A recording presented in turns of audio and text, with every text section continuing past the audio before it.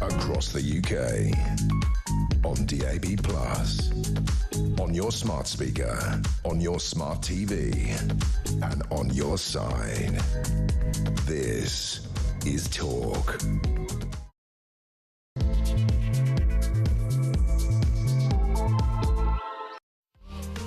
Well, a very good afternoon. This is Talk. I'm Peter Cardwell, sitting in for Ian Collins today, and lots to discuss, including whether the Chancellor Rachel Reeves will resign today. She looked tearful at Prime Minister's questions. We'll look back at that. I covered it with Julia a little bit earlier on, but the pressure is on Rachel Reeves, and if she delivers a budget in October, November, which I think is unlikely, we're in a situation where I think she could resign today. It's not out of the realms of possibility. She's clearly upset. She knows that this loss that the government has had on the welfare bill is something which hamstrings her financial plans, and taxes will have to rise. If she's Chancellor in October, she will have to directly contradict what she said last October about taxes going up on working people. That is almost an inevitability.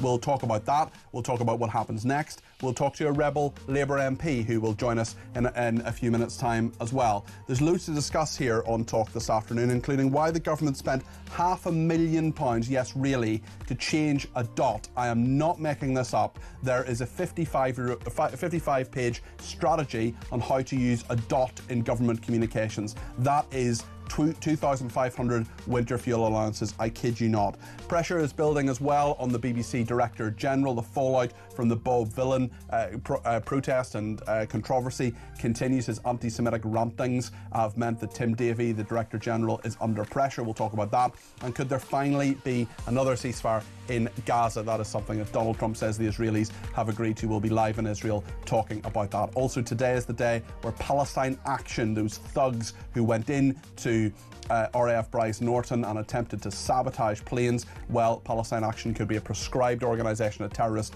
organisation. We'll talk about that with the former advisor to the government on those matters. Lots to discuss. I want to ask you the question today.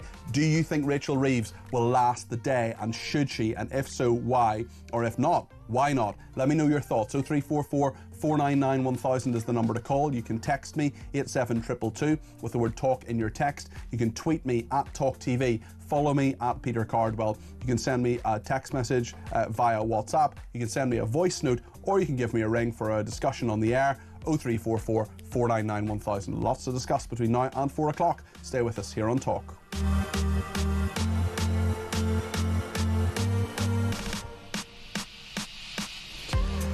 Well, last night was an absolute shambles for the government. Their worst day so far. Just 90 minutes before a crucial vote on the welfare bill, they withdrew key provisions of it. The actual title of the bill is the Universal Credit and Personal Independence Payment Bill. There's now nothing about the personal independence payment. And actually, the net result of that legislation is that instead of saving the £5 billion that the government wanted to save the first time, actually, it could cost you and me, the taxpayer, £100 million a year. It's a total shambles. It doesn't make any sense. The government's power and authority, Keir Starmer and Rachel Reeves and the Welfare Secretary Liz Kendall, well, it is ebbing away with every passing moment. Astonishing scenes at Prime Minister's questions today. Keir Starmer on the back foot. He would not be clear in terms of Rachel Reeves and whether she remains as Chancellor. I wonder whether she's resigned already, and they said wait until after Prime Minister's questions, because her position, I think,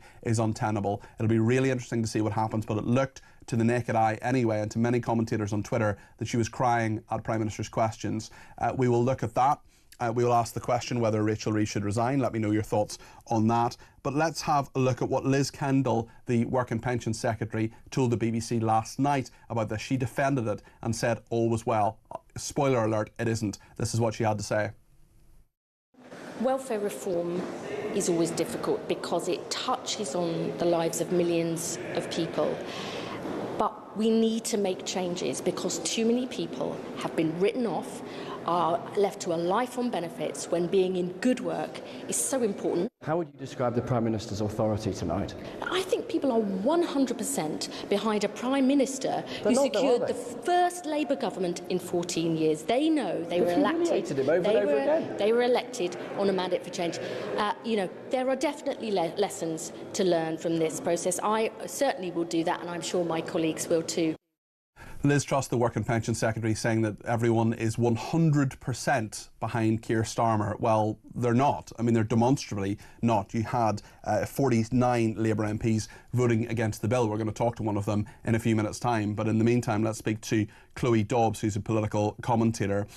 Just before I do, Chloe, there is a tweet from Kate McCann, late of this station, now a presenter on Times Radio, who says, which is our sister station, who says the Chancellor has not resigned. A spokesman for Rachel Reeves said of her upset, it's a personal matter, which, as you would expect, we're not going to get into.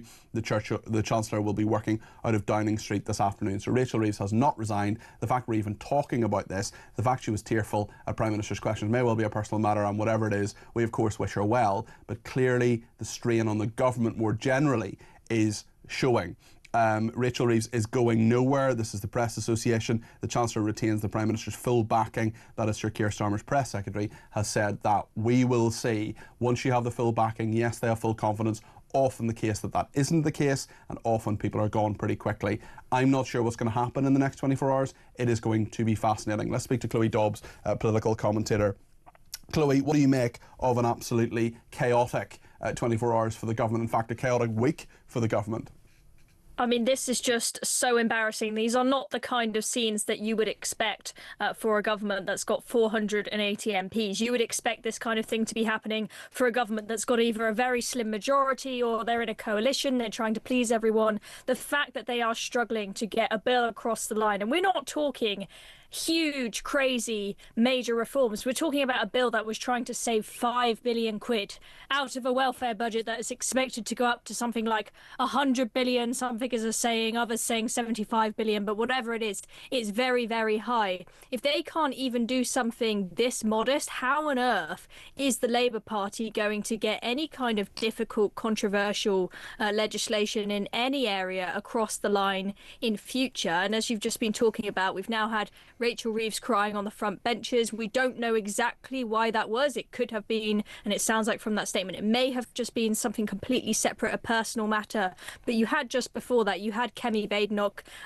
looking at her and telling her, you know, she looks absolutely miserable, Rachel Reeves. And Rachel Reeves is probably, regardless of personal matters, extremely frustrated right now because she is probably terrified of having to bear the burden of putting up taxes in the autumn budget, breaking more and more Labour promises, having to put up potentially income tax as well. That would mean that her reputation, it's already bad enough as it is, but it would be absolutely toast after that. And she's thinking, I've tried to just save 5 billion quid and I can't even do that with a majority of 480 MPs. So I think there's very much this feeling of hopelessness. And for this to come in the week when Labour are trying to spin things to make it look like they've had a good first year in government because we're coming up to that first anniversary in a couple of days, it's just not a good look.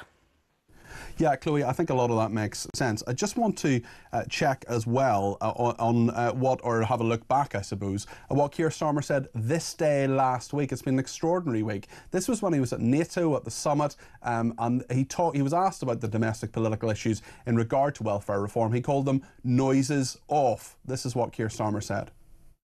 So I'm comfortable with reading the room and delivering the change the country needs. We've got a strong Labour government with a huge majority to deliver on our manifesto commitments, and that's the work that we did over many years to win the election. Now we start the work over many years to change the country. Having changed the party, we now change the country. And is it tough going? Are there plenty of people and noises off? Yes, of course. There always are, there always have been, there always will be. But the important thing is to focus on the change that we want to bring about. He talked about his huge majority there, a working majority of 165. He said, I'm comfortable with reading the room. That was last Wednesday. Very, very different a week on, Chloe. Yeah, that clip has aged like milk, I think it's fair to say. There he was off at another summit abroad. I mean, NATO obviously quite an important thing to go to, but a lot of people have taken note of the fact that generally over the past year, it seems like Keir Starmer has been avoiding the chaos when it comes to domestic political issues by constantly being abroad, where he feels like he has a much warmer reception. And he's tried to boast about how, you know, at least if things aren't going well when it comes to domestic policy, he's got his chest puffed up when it comes to the foreign stage. He was all happy with how things went with Donald Trump when he gave him that letter to the king. And then with the whole, you know, as well as this benefits saga, we had, you know, just very recently what happened with Iran, where he was saying in an interview to Beth Rigby from Sky News that he doesn't think that Trump will launch a strike on Iran. And then I think Trump was already putting the planes up in the air as he was saying that, pretty much showing that he was just completely irrelevant, left out of the picture. And now it looks like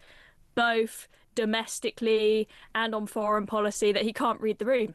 Well, exactly. And I just want to give a sense of how bad things got. This is a Labour backbencher, OK, on the left of the party, former miner Ian Lavery, who has a constituency in the northeast. But this is Ian Lavery. This is how desperate and how chaotic things got. The tensions were rising to such a degree last night in the House of Commons. This is what Ian Lavery said. Yes, I've never once seen a massive commitment given in a bill like my honourable friend, right honourable friend, the Minister gave in an intervention, in a contribution. This is crazy, man. This is outrageous, man. This bill isn't fit for purpose. If you have a look, it's 16 pages. I could ask a right honourable gentleman to rip the ones out now. That's changed. There would only be 2 pages left. Withdraw the bill. Discuss the contents of the... We're only that far, you know, Madam Deputy Speaker. We're only that far with the commitments that have been given by the front bench on some sort of satisfactory bill which everybody could get behind. I think if we had another hour or 2, we could have voted on something which we all would have agreed with, instead of this hodgepodge of a bill which means nothing to nobody. So there we are. That is Ian Lavery. That's someone who's meant to be supporting the government. That is a Labour MP, Chloe. And it shows to the extent to which the hackles were raised. 49 Labour MPs voting against it, the biggest rebellion since the government came to power. There won't be too much cake and champagne on Friday for Labour's 1-year anniversary, will there? No, I don't think so. If anything, we'll maybe be having some reshuffles and more arguments. I think they're all just hoping to make it to the summer recess alive, and then they can all have a break and chill out a little bit. I mean, he really just summed up how frustrated and angry people are about this bill. On the one hand, this seems like something that is quite modest, only trying to save 5 billion quid. But on the other hand, I mean, just it wasn't really well thought through at all. This wasn't a genuine attempt, as Rachel Reeves will make it out when she speaks at the dispatch box, to really reform the welfare system, get people back into work, give them a hand up rather than a handout. All it was, let's be clear, is she went to the Department for Work and Pensions, says, oh, the spreadsheet says I need to save an extra 5 billion quid. What can you do to find me 5 billion? And that is what they gave her. She didn't do what Kemi Badenoch is now suggesting, which I think is the right thing, which is to really go after the mental health benefits. You've got all these people with mild depression, mild autism, ADHD, etc., who probably would be better off working, and if with a little bit of support could get back into work. If you actually went for proper reform, gave people the appropriate support that they needed, you could really reform the welfare system. But this really was just a very quick fix to try and save 5 billion. And so you can see why some of the Labour rebels will see this, even if to me I think, come on, this is just a difference of 5 billion. This isn't going to change things that much. You can see why they see it as Rachel Reeves is just using the disabled to try and save the few quid that she needs. It didn't come across as she did this because she genuinely cared about helping people get out of the welfare system. Many, including the Labour Party, have taken it. Lots more to discuss with Chloe. We're going to talk about the 20,000 small boat migrants this year and counting. Inept French cops given millions of euro cash for planes, 4x4s and drones, and they're still failing to stop them. Also, the BBC Director General fighting for his job after the Glastonbury anti-Semitism crisis, and the Bank of Wokeness to ditch historical figures. Let's see who they put on those banknotes to reflect modern diversity. Maybe you have some suggestions of who they should put on. 0344 499 1000. Do get in touch.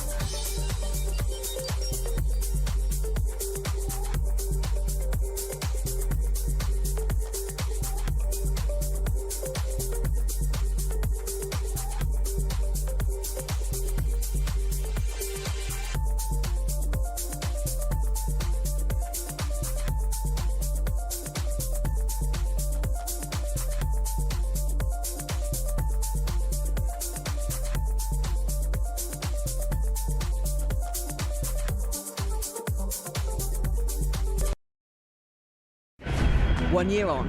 And it's already falling apart. We did it!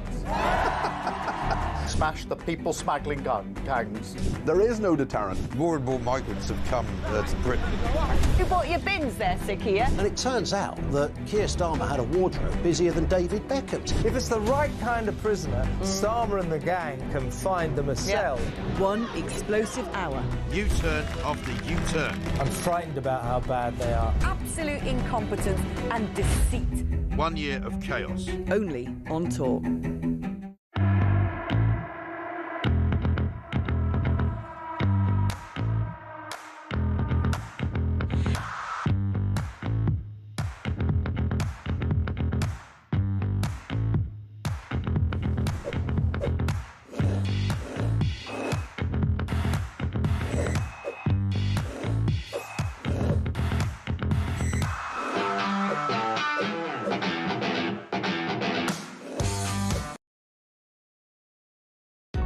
Across the UK, on DAB+, on your smart speaker, on your smart TV, and on your side. This is...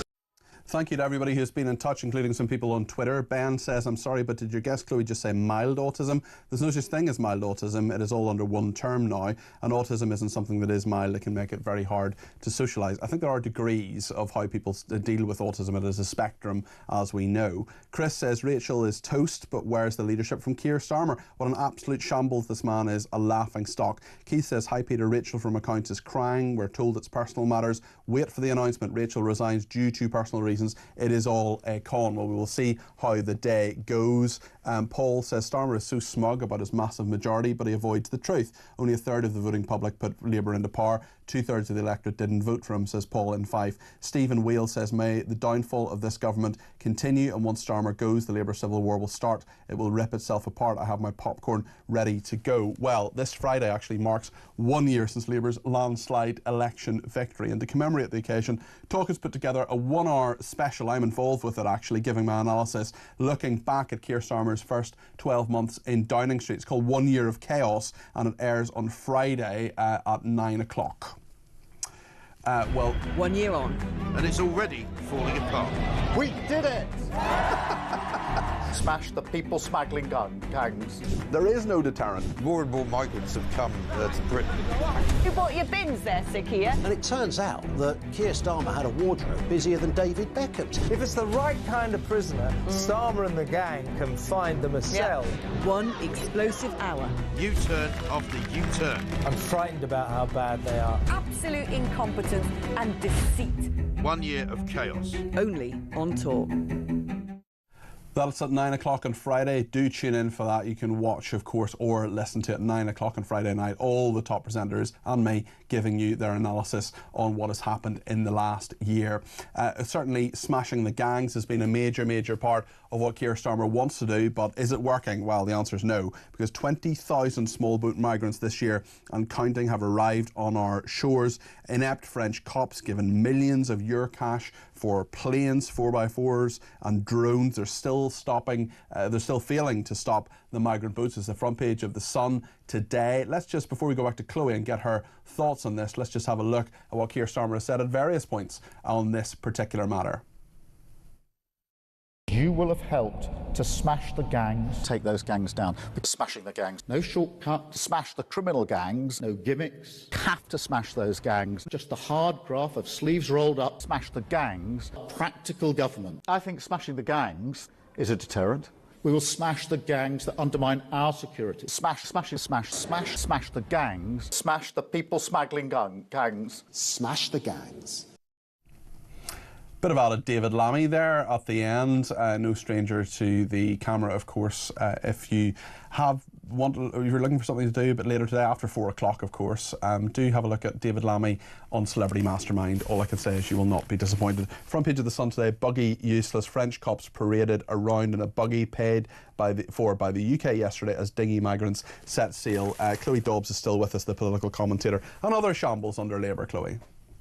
I mean, complete and utter shambles. They haven't done anything to smash the gangs. They were constantly saying it in the lead up to that election last year. And then as soon as they won the election, they just kind of gave up over the whole summer when it was perfect weather. We waited until the autumn after that big summer rush for them to actually end up with somebody heading up this new supposedly amazing strong border force that they had put together. And still since then, nothing has happened. I mean, it's very easy to find these gangs. All you do is go on TikTok, go to one of the accounts that is advertising these services, send a message saying, hello, I just got to Dunkirk, I've come from Sudan, where do I get on the boat tomorrow? And you'll find out exactly where you can get on. But they haven't thought of doing that at the Home Office.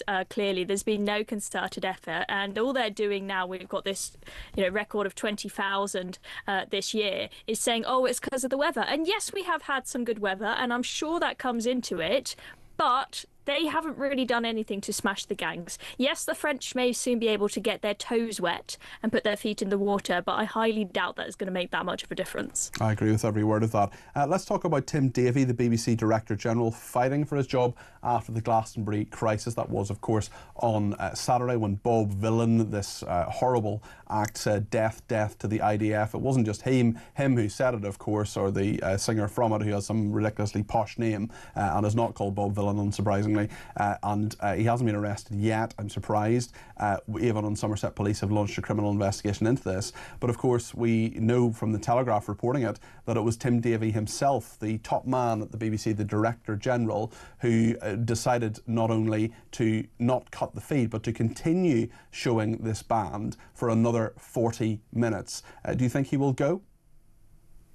I think that there is a good chance that he will go. If it was just this one mistake, then I'd say give him the benefit of the doubt, especially with live TV. Sometimes the wrong calls are made, and I get to that. But we have had mistake after mistake with the BBC whilst he has been in power. I mean, he's been there since 2020. We've now had the COVID inquiry say that the BBC, during COVID, they they misrepresented the risk of COVID to certain groups like young people to promote adherence to lockdown. We've had their own guidelines report showing on the Israel-Hamas war breached over 1,500 times. We've had this whole saga over the Gaza documentary with the kid who's the son of Hamas figures, that being taken down. And now this, I feel like it's all come to a point now where he may need to fall on his sword. I've not even mentioned there the whole debacle with Gary Lineker, Hugh Edwards, and the handling all of that. It's just been such a mess at the BBC. But that being said, if he goes, is that going to solve the various problems of wokeness and whatnot at the BBC? I don't know, because there's a big problem amongst all of the staff there. There's a cultural problem. I don't think it's all of the staff. I think it's quite a few of them. Yeah, a significant proportion. Bob Villan person's real name is Pascal Robinson Foster. So we'll just leave that there. The Bank of Wokeness, this is the Bank of England, to ditch historical figures from banknotes in a push to reflect modern diversity. I am instinctively quite nervous about this policy, Chloe. An increasing number of people are not using banknotes, of course, but we see people like Charles Darwin, Jane Austen, absolutely no problem with them. The people I don't want are grifters like Benjamin Zephaniah, if I'm brutally honest. What do you think? I'm quite worried about this. I think that there's a good chance you're going to end up with your 20 quid notes being just one huge pride flag that says 20 quid in the corner, because apparently they're thinking of changing it to some sort of images that are, they're going to use gender, diversity, disabilities, etc., to inspire them for whatever the new design is. And I think that we have nice notes. It's part of our culture in this country. I'm quite proud of the notes that we have with the great figures that we have on them, and God knows who's going to be on it or what is going to be on it after this woke rebrand if it goes ahead. I hope people push back against this. Maybe someone can start a petition or something to stop it. I think there shouldn't be anybody on those banknotes who hasn't been dead for at least 50 years. That would be my thought. I know Churchill's on there, and I'm very happy with Churchill on those notes, but what I don't want is a modern woke person on there and then having to carry around, sadly not enough of those notes as I would like, but nonetheless carrying around one or two of them anyway to see where we are with that. Chloe, thank you so much for your thoughts. That's Chloe Dobbs, political commentator, joining me today. In just a minute we'll talk to one of the Labour rebels. Her name is Ruth Jones. We will find out what's occurring in the Labour Party. Stay with us.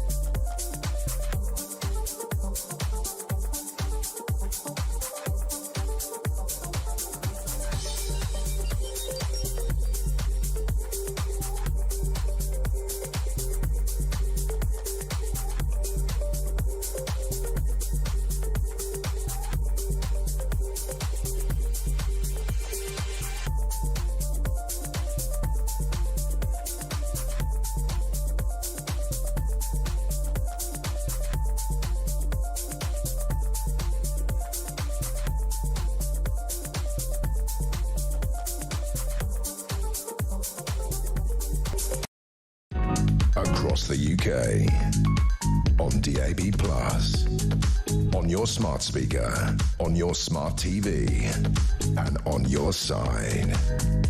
This is talk. Astonishing scenes at Prime Minister's questions just over an hour ago when Rachel Reeves, the Chancellor, appeared to be crying. Let's have a look at what happened.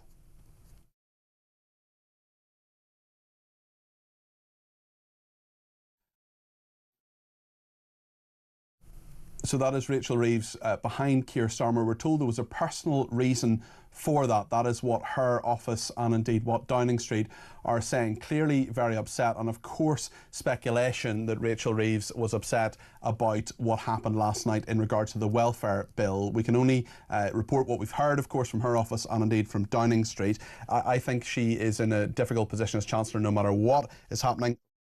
Let's talk to Ruth Jones MP, who is MP for Newport West and Isline. Ruth was one of the 49 rebels last night to this bill. Thank you for joining us this afternoon.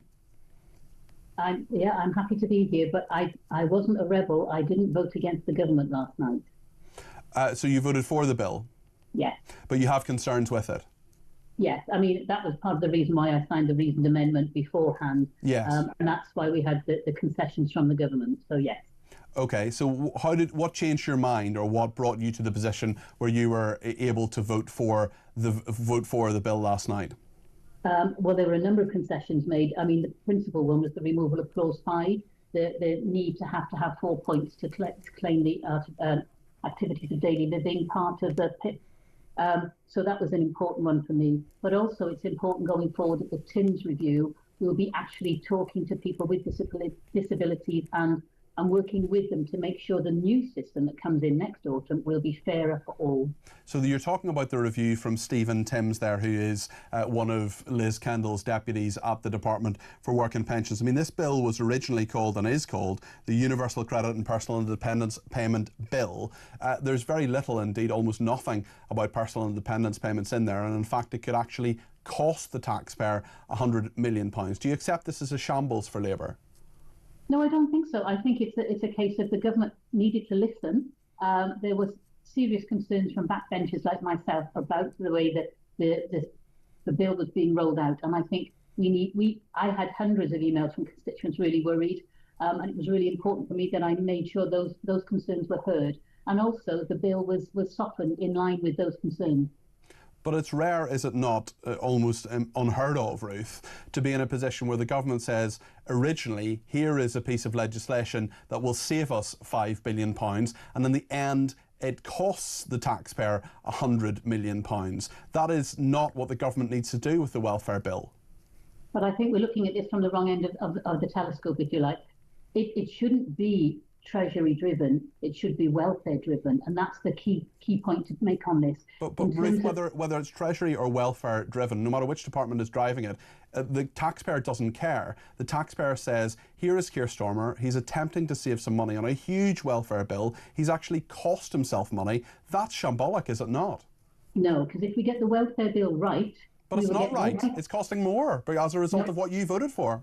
If I can just finish, what I was saying was the welfare bill, if we get it right, then it will make sure that we have people back into work who will be paying taxes, will be off welfare permanently. But we need to make sure we get that transition right, because at the end of the day, it's about long-term savings, not short-term. But the point is that this was to do with savings in a number of years' time by 2030. So those are long-term savings too. And I totally get your point that getting people back into work will save money on the welfare bill. But this bill itself is doing none of the things that you've just mentioned there. It's done none of those things. Well, I think it will, because things like the right to try, that's really important for people who have been on benefits for a long time, who are anxious about going back to work. It's helping them to try work again. The uplift in line with inflation of the benefits payment is really important. No more assessments for people with permanent long-term disability. That takes an awful lot of worry away from them. Also takes them out of the system, which makes more room for people to get other assessments. The assessment process itself is critical. We need to get that right first time for everybody, and that's really, really important. But things like increased funding to help people get back into work. So Access to Work is a scheme where people can have adaptations made at work. We know at the moment there are far too long waiting lists, and the money's not coming forward. This bill will specifically address those issues. But the increased funding, the increased spending on this has to come from somewhere. And the fact is that it's going to come from the taxpayers. It's going to come from the people who get up every morning and go to work. I have boundless sympathy for people who are genuinely disabled and cannot work. I'm not demonising them at all. But what I am saying is that we have the highest taxation as a proportion of what the country makes since the end of the Second World War. And what is almost certainly now going to happen because of what you voted for last night is that taxes will go up. I think we need to look at the long term here, and we also need to look at the autumn budget, because obviously Rachel Reeves has a job to do here, and as Chancellor, it's right that we let her get on with the job and we see what she comes back with. How can she not put taxes up, Ruth?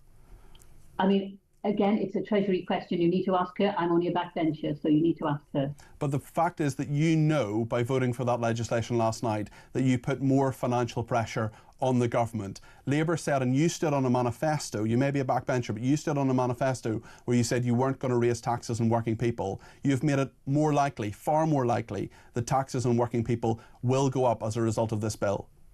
Again, as I say, that the welfare bill was all about welfare, and that's what I'm concerned with. I'm representing my constituents and making sure I get that, Ruth, but paid. you know that it's going to put further financial pressure on the Treasury, which doesn't have enough money. We're borrowing to pay the welfare bill already. I mean, we're talking about savings here, and there will be savings. But there aren't made. savings if it's going to cost another £100 million. There will be savings made in the long term by getting people back into work. We've also got 1 in 8 young people who are not in education or employment. Really, really important that we tackle that issue. And again, this is part of this bill to make sure these people are able to start either taking education or getting back into training or work. How damaged is Keir Starmer's reputation and authority at the moment? Well, I was in Prime Minister's Questions today, and it was a robust chamber, if you like. But certainly he was, lots of cheers for him, lots of support for him from our side. There wasn't last night. There wasn't last night. There were a number of people who weren't supporting him, and they were supporting him today because it cost them nothing. 49 of them voted against him last night, of your colleagues. Yeah, but in terms of the way we went forward, the bill passed. So what the government needs to do now is bring it back on the 9th of July, and again, we'll have another look at it. Isn't it the case that Keir Starmer got this one horribly wrong? He said a week ago today that these were just noises off, that you and people like you who were objecting to this were noises off. You were very much noises on in the last few days, were you not? I think it's important that we got our message across clearly to Keir Starmer and all those at number 10 and number 11, that, you know what, there are certain issues that Labour MPs have Labour values, and we really do take this seriously. The communication channels are now open, and it's our job to make sure they stay open. But you're the ones, the backbenchers are the ones who are the true opposition, are you not? No, we're very much supporting the government, but we're also there to... You weren't supporting the government on welfare. The point is you weren't supporting them, and you put your own reasoned amendment forward. Yeah, which was then withdrawn. But I did support the government last night, and I certainly supported the concessions and the changes they made. And I think as a result of it, the bill is better for people on welfare who need help and support. Is Rachel Reeves's position tenable today? Rachel was on the front bench, and she's a good friend of mine. I would want to see her there for as long as possible because I think she's a good chancellor. But you, by voting for this bill, have made her job harder, have you not? No, I don't think so, because Liz Kendall and her will have to work carefully together to work out next steps, and that's fine. That's as they should be doing. I expect all cabinet members to be talking to each other clearly. So I think in that respect, communication again is good and it's clear, and we leave it to them to sort this out. What should be cut in the budget, or should taxes go up? Because the money has to be found from somewhere, doesn't it, Ruth? And I think that's something, again, that I will leave for the Chancellor. Well, you must have a view.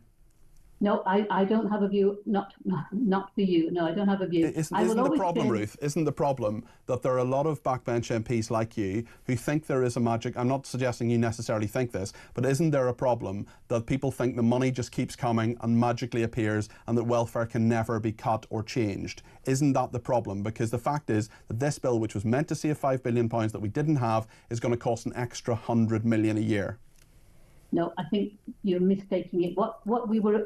We've always been for the principles of the bill. It's right that people with disabilities have the right to work. Absolutely. They have as much right as anyone else to work. Really, really important. But it wasn't the principle I was against. It was the process, the mechanics. So therefore, the mechanics have now been changed and modified, and the TIMS review will bring forward new issues and new conditions next year. And I look forward to reading about those, but also working with Stephen Timms and other people with disabilities and their groups and support. Surely you must accept that the Labour Party has been in chaos in the last 24 hours. It has not been an edifying spectacle. No, I mean, these things happen in Parliament. I was here in Brexit, and I remember, chaos at times. It's one of those things with Parliament. Things do go down to the wire. We know that, and that's the way it works in this place. We had a change to the bill, fundamental change at 5 o'clock, and we voted at 7. Now, it's important, obviously, that we are here on this date and we're listening to exactly what's going on in the chamber so we can make an informed decision. Who caused the chaos? I mean, it was a shout. We had to shout to be heard this time, to be fair, but we were listened to this time, and therefore we will go forward now knowing that we don't have to shout next time, and so there won't be chaos next time. Does the Prime Minister have lessons to learn? I think, no, when in terms of noises off, I think that was a throwaway remark which he regrets now, because as you said, we're not noises off. We are loyal backbenchers and we are Labour Party members through and through. We will always back the government, but it's important that we talk. But you haven't always backed the government, that's the point. You haven't always backed the government. You put a reasoned amendment forward and then 49 people, not you, but 49 people voted against the government. Surely the Prime Minister has lessons to learn here about how he handles his own party. I mean, and the government bill passed with a healthy majority. So it was a very, very different government bill than the one it was this time last week, Ruth. Which is the whole point of why we were talking, to make sure we got those. So should he have listened before calling you noises off? Should he have listened to you before the last minute when this went through? Legislation is there and is crafted over a months-long process. Should he have just listened before? I think it would have been helpful if we could have had some other way of communicating clearly to Number 10 and to the DWP. But we have been talking to ministers. In fact, I had a minister, Ali McGovern, came to my constituency about a month ago now to meet with people with disabilities to hear their issues. So we have been working, we have been communicating. It's just, it all comes to a head before a bill, which is the way it is in Parliament. OK, Ruth, thank you very much. That's Ruth Jones MP, who is the Labour MP for Newport West and Isline. Listening to that is Dave Nellist, a former Labour MP himself, now chairman of the TUSC, a trade unionist and social coalition, a social electoral alliance in Britain. Dave, what do you make of what Ruth Jones said there? Well, I think it was a climb down by the government. Yes, there's going to be problems in finding the $5 billion when they come to the budget, but it wasn't a particularly good bill, and the vast majority of Labour MPs voted, for example, last night, for a £2,500 cut from next April in all new claimants for universal credit who have a health condition that makes it difficult for them to go to work. That was not a victory for disabled people last night. It's also completely unfair, because if you have that exact condition, let's talk about a hypothetical condition that allows you to qualify for PIP in the 1st of November 2026, well, depending on what Stephen Timms' review says, if you're in exactly the same position on the 1st of December 2026, well, then you won't qualify for exactly the same money. And there's also the question, you're going to have to do a lot of work to convince the organisations of disabled people that that Stephen Timms consultation is going to be serious. Don't forget that this bill yesterday was officially consulted on by the government from March to 1 minute to midnight on Monday. And yet they published the bill last week without having waited for the consultation to come in or considered any of that consultation, and had a vote on it on Tuesday.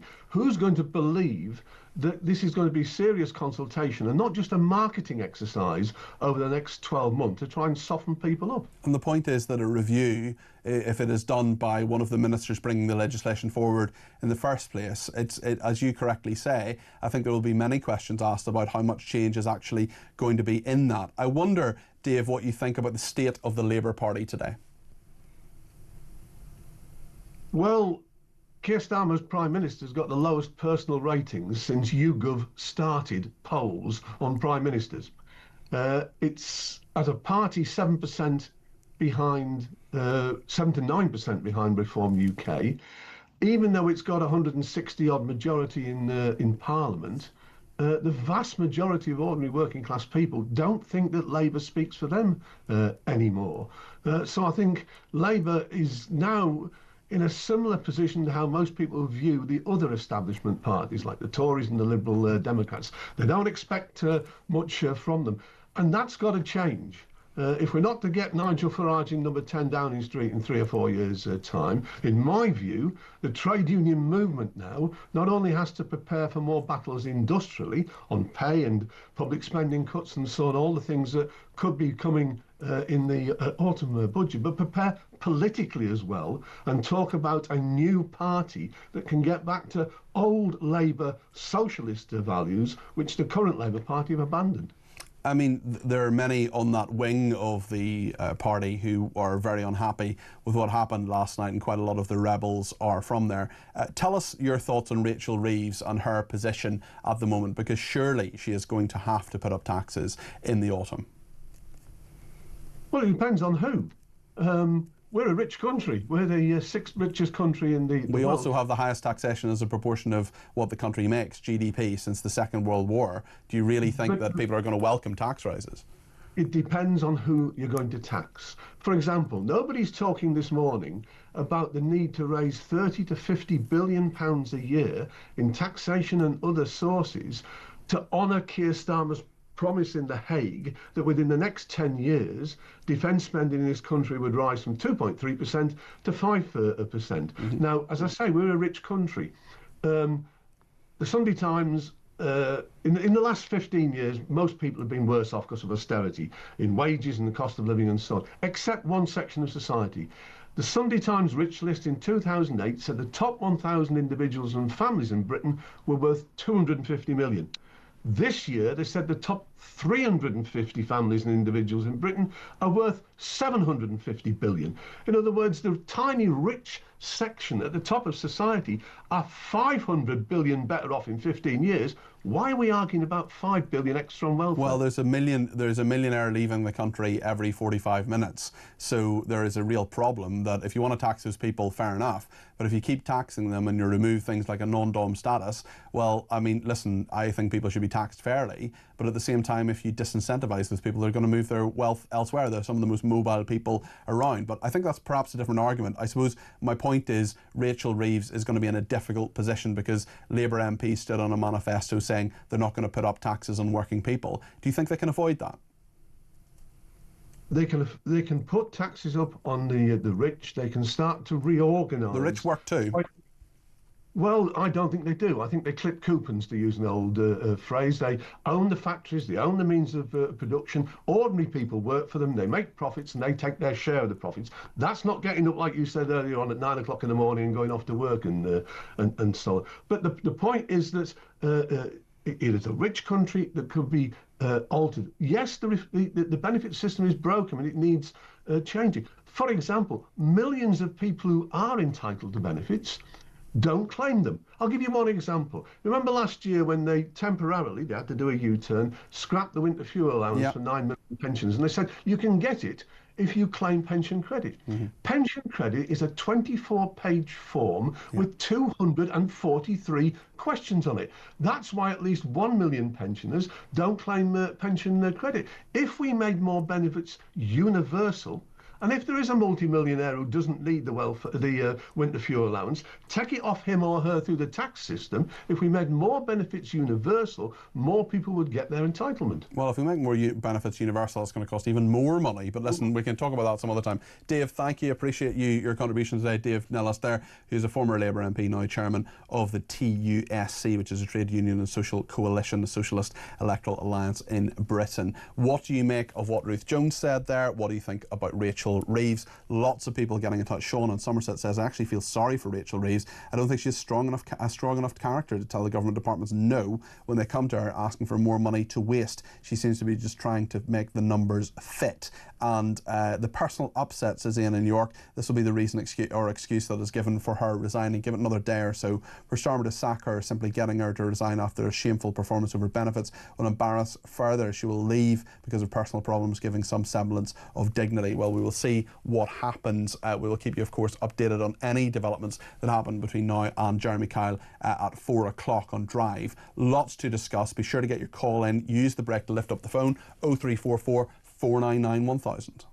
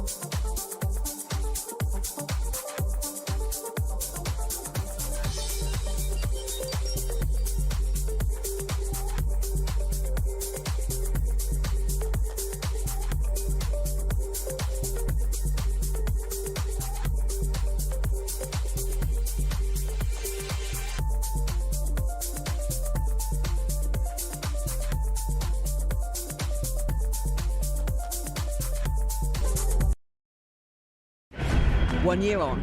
And it's already falling apart. We did it! Smash the people smuggling gangs. There is no deterrent. More and more migrants have come to Britain. You bought your bins there, Sikia. And it turns out that Keir Starmer had a wardrobe busier than David Beckham's. If it's the right kind of prisoner, Starmer and the gang can find them a cell. One explosive hour. U-turn after U-turn. I'm frightened about how bad they are. Absolute incompetence and deceit. 1 year of chaos. Only on Talk.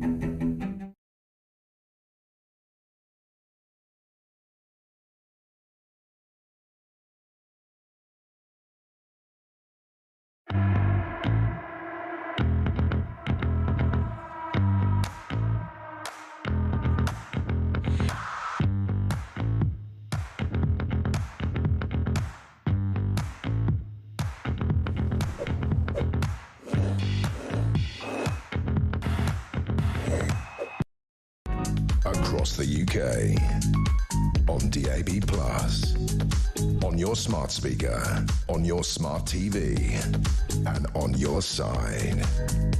This is Talk. Well, some interesting things happening economically. The value of the pound against the euro has gone down. Also, the cost of government bonds, that is how much it costs us to borrow money, that has gone up. When you have the Chancellor crying, for whatever reason she is crying, we don't know what that is. We're told by Downing Street and by the Treasury in number 11 that there's a personal matter, but what people saw around the world was a Chancellor crying in Parliament today. That is after a big government problem, not defeat, but certainly a problem in regard to the welfare bill, the shambles that continues. So Rachel Reeves, very upset there, and the markets are reacting to that. Thanks to everybody who's been in touch, including Kevin O'Sullivan, who has messaged me to say that the Work and Pension Secretary is, of course, Liz Kendall rather than Liz Truss. So thank you for pointing that out. Accuracy is, of course, important, and I'm happy to be corrected, even by Kevin O'Sullivan.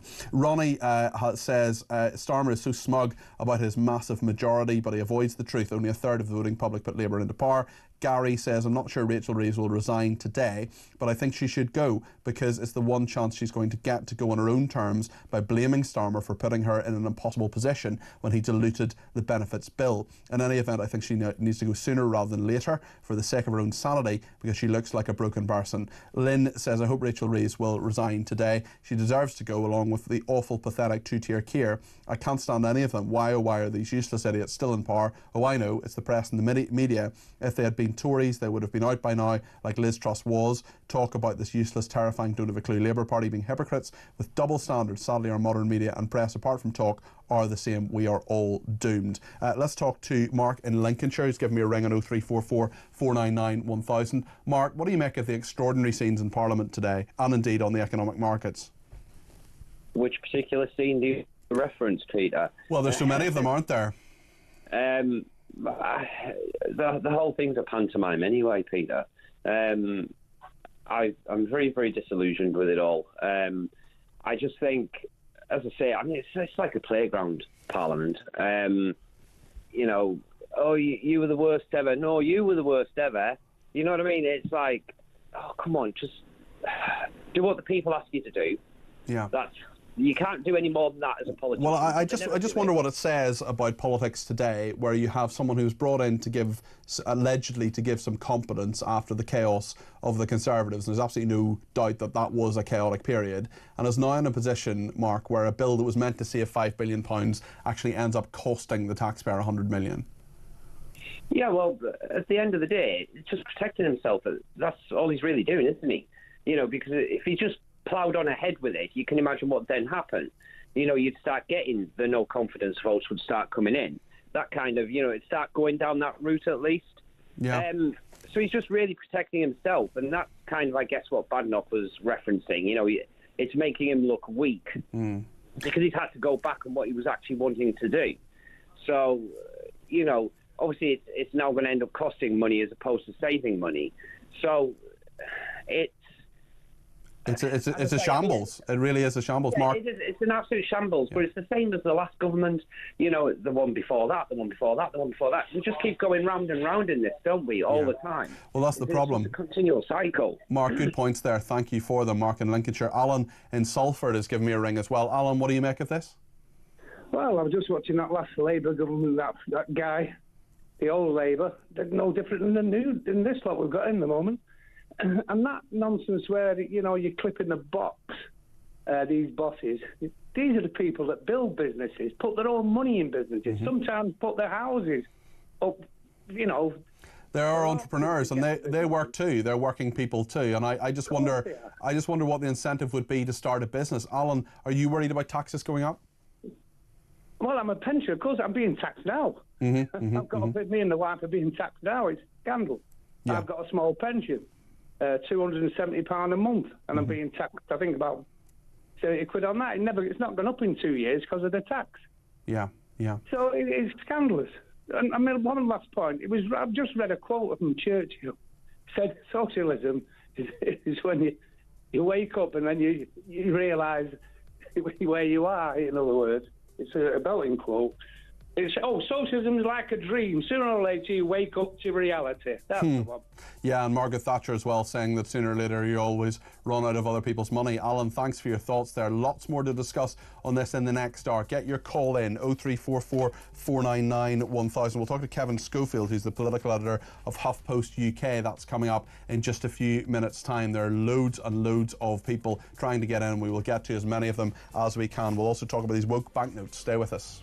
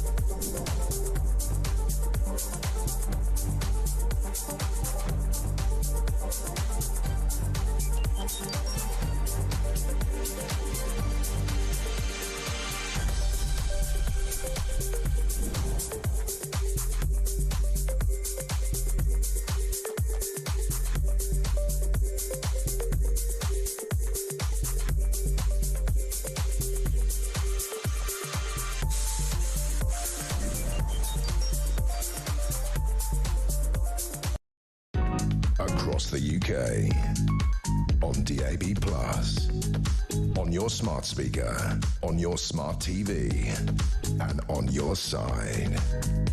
This is Talk.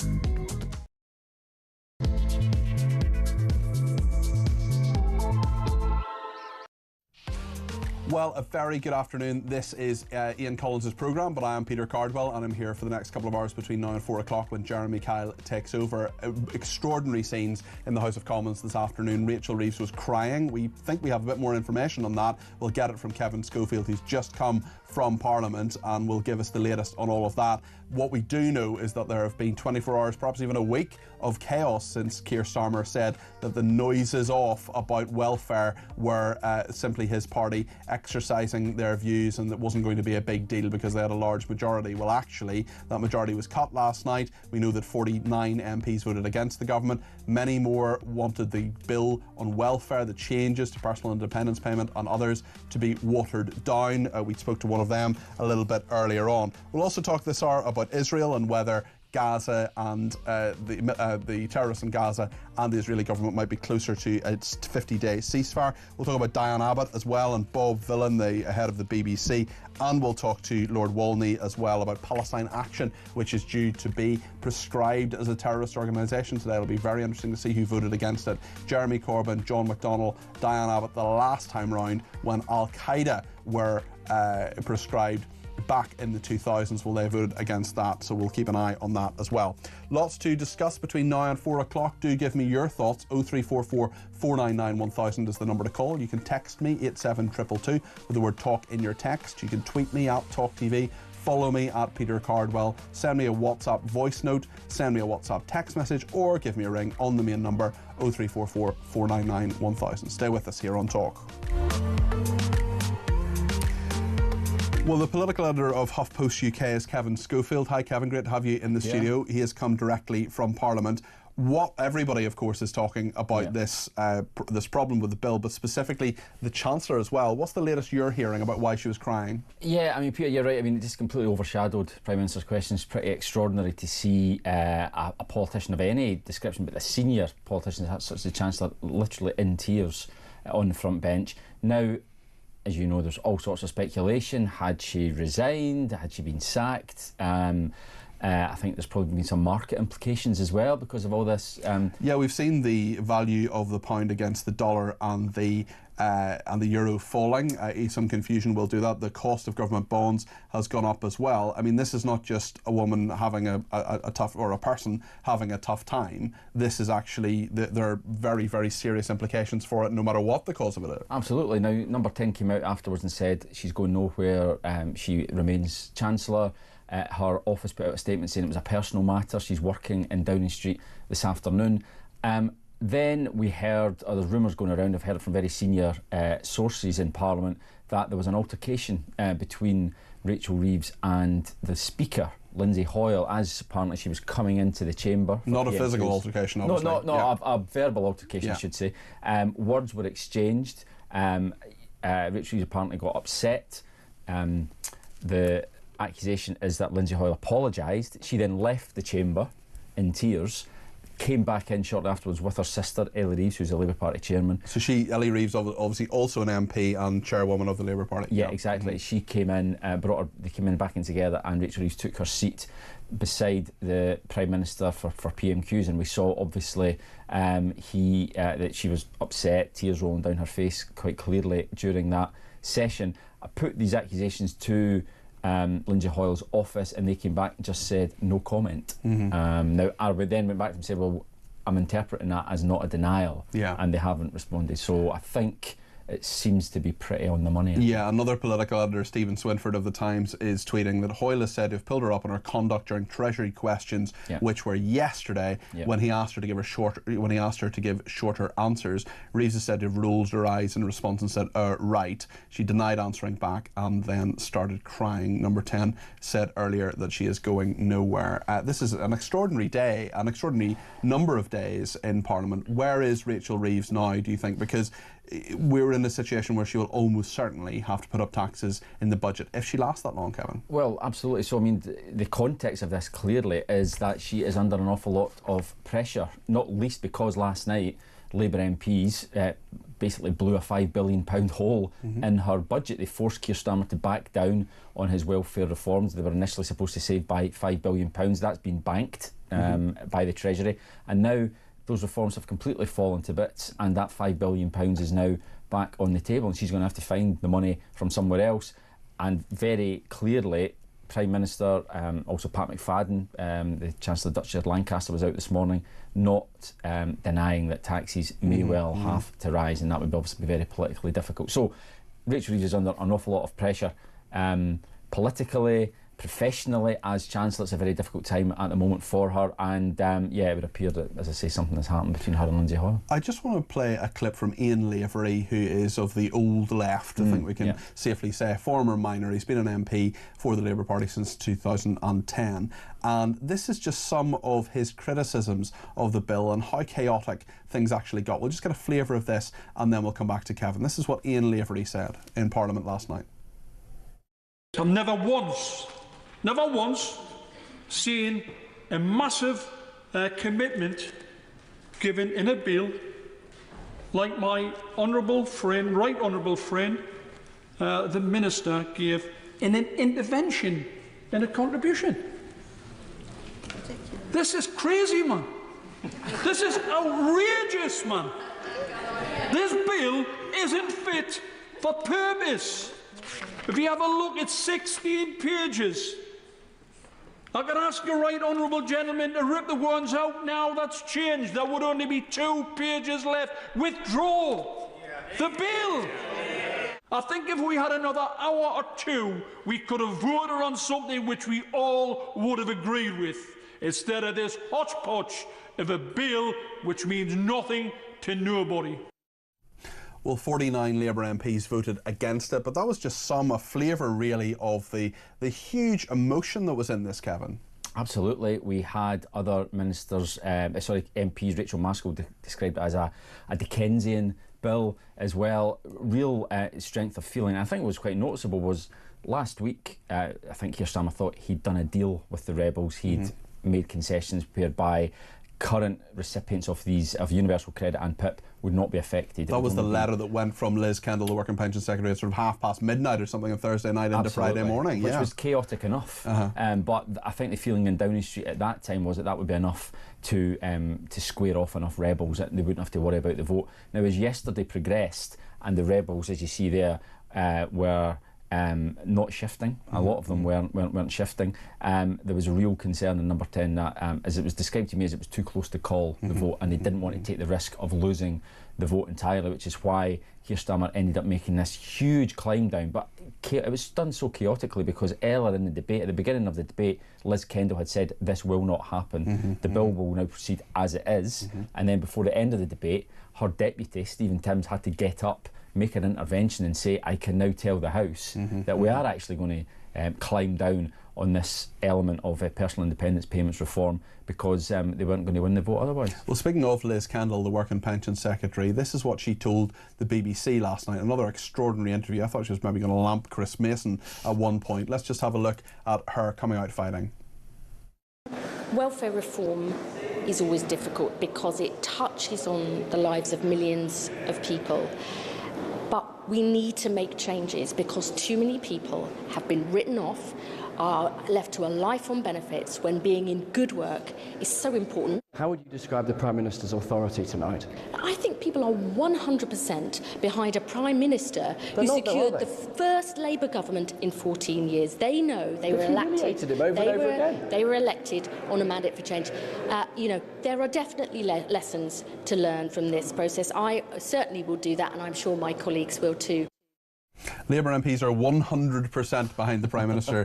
Kevin, what planet is she on? Yeah, I mean, remarkable, really. I mean, I'm surprised that she keep a straight face. There was no one, but not even Keir Starmer, believes that his MPs are 100% behind him. This is obviously just after another 49 MPs, as you say, voted against the government. Round about another 30 or so abstain. We've got this is a big rebellion, and this was despite all of the climb downs that the Prime Minister performed over the last week. So yeah, he is under an awful lot of pressure. His first anniversary becoming Prime Minister is approaching. Not too much champagne on Friday, I would imagine. A very unhappy birthday, I think. It's not good for him at all. And you know, ordinarily, a minister like Liz Kendall would probably be under an awful lot of pressure to resign because this was her piece of legislation, a flagship welfare reform, and it's been completely ripped to bits, and it's not what she presented earlier in the year, and now she has somehow got to pilot it now through Parliament, even though it doesn't even come close to achieving what it was meant. Well, you're absolutely right. I mean, it's called the Universal Credit and Personal Independence Payment Bill, but there's nothing in it now about personal independence payments. Exactly. Nothing in it. Nothing. It's extraordinary. Yeah.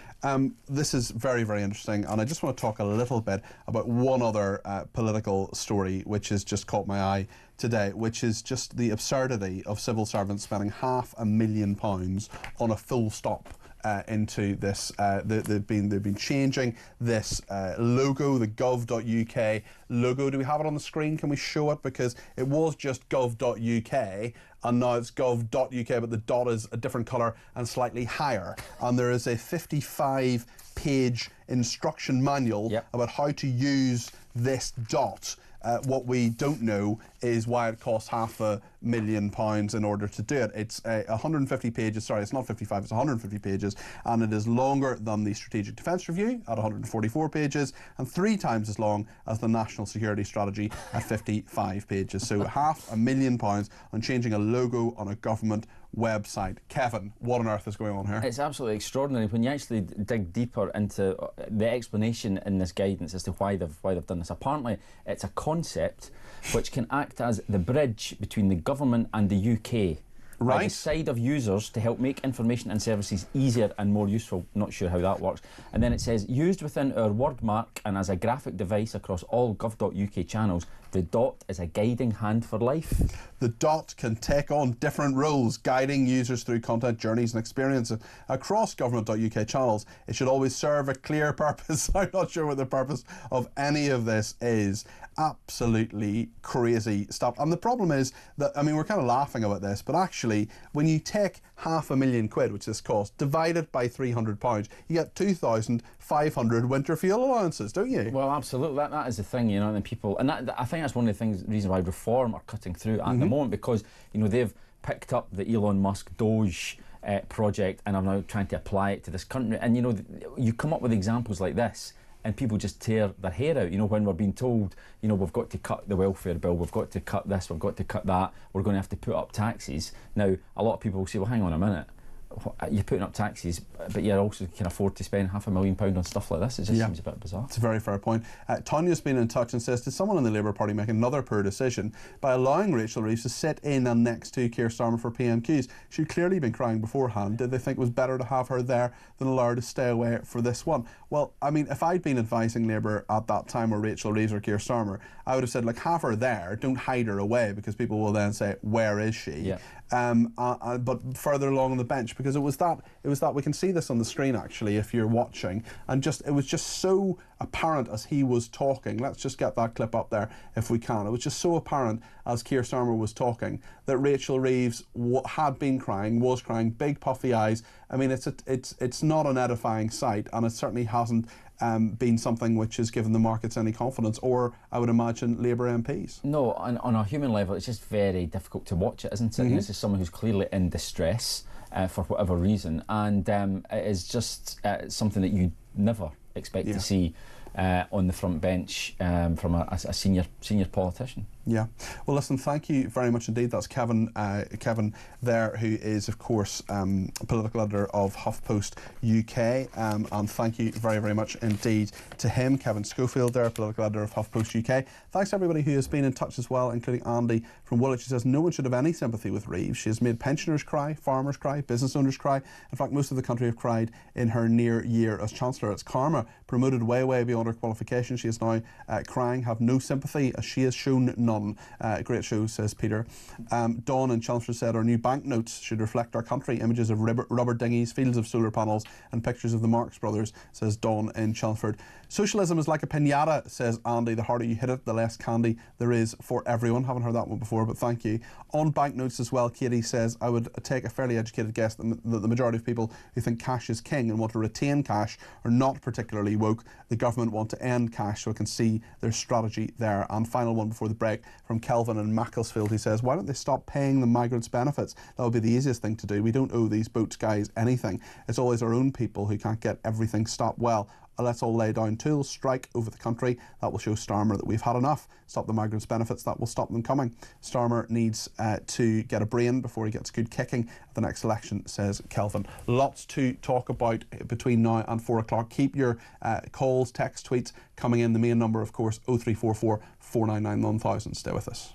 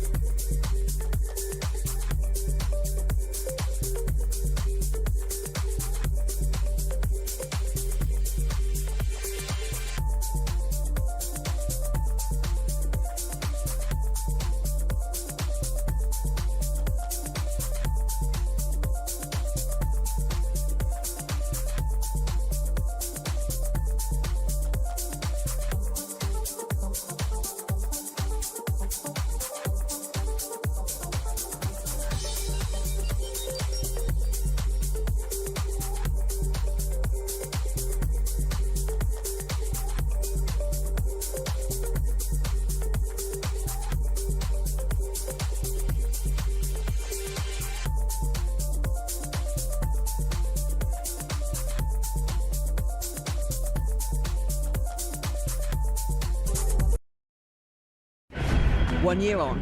And it's already falling apart. We did it! Smash the people smuggling gangs. There is no deterrent. More and more migrants have come to Britain. You bought your bins there, Sakia. And it turns out that Keir Starmer had a wardrobe busier than David Beckham's. If it's the right kind of prisoner, Starmer and the gang can find them a cell. One explosive hour. U-turn after U-turn. I'm frightened about how bad they are. Absolute incompetence and deceit. 1 year of chaos. Only on Talk.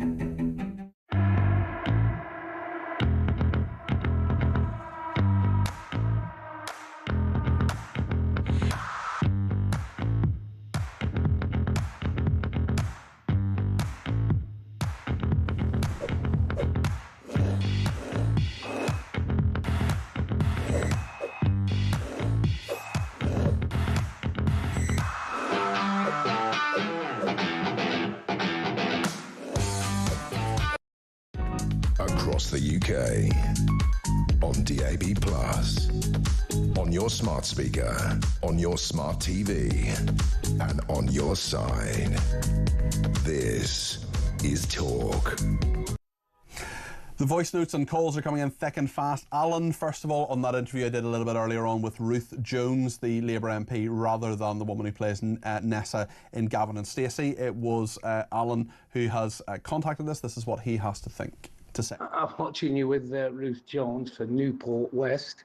Just looked on the government site and there's 1 in 8 people on benefits. And she's had loads of emails. Obviously she's had loads of emails from these people on the benefits who don't want them cut.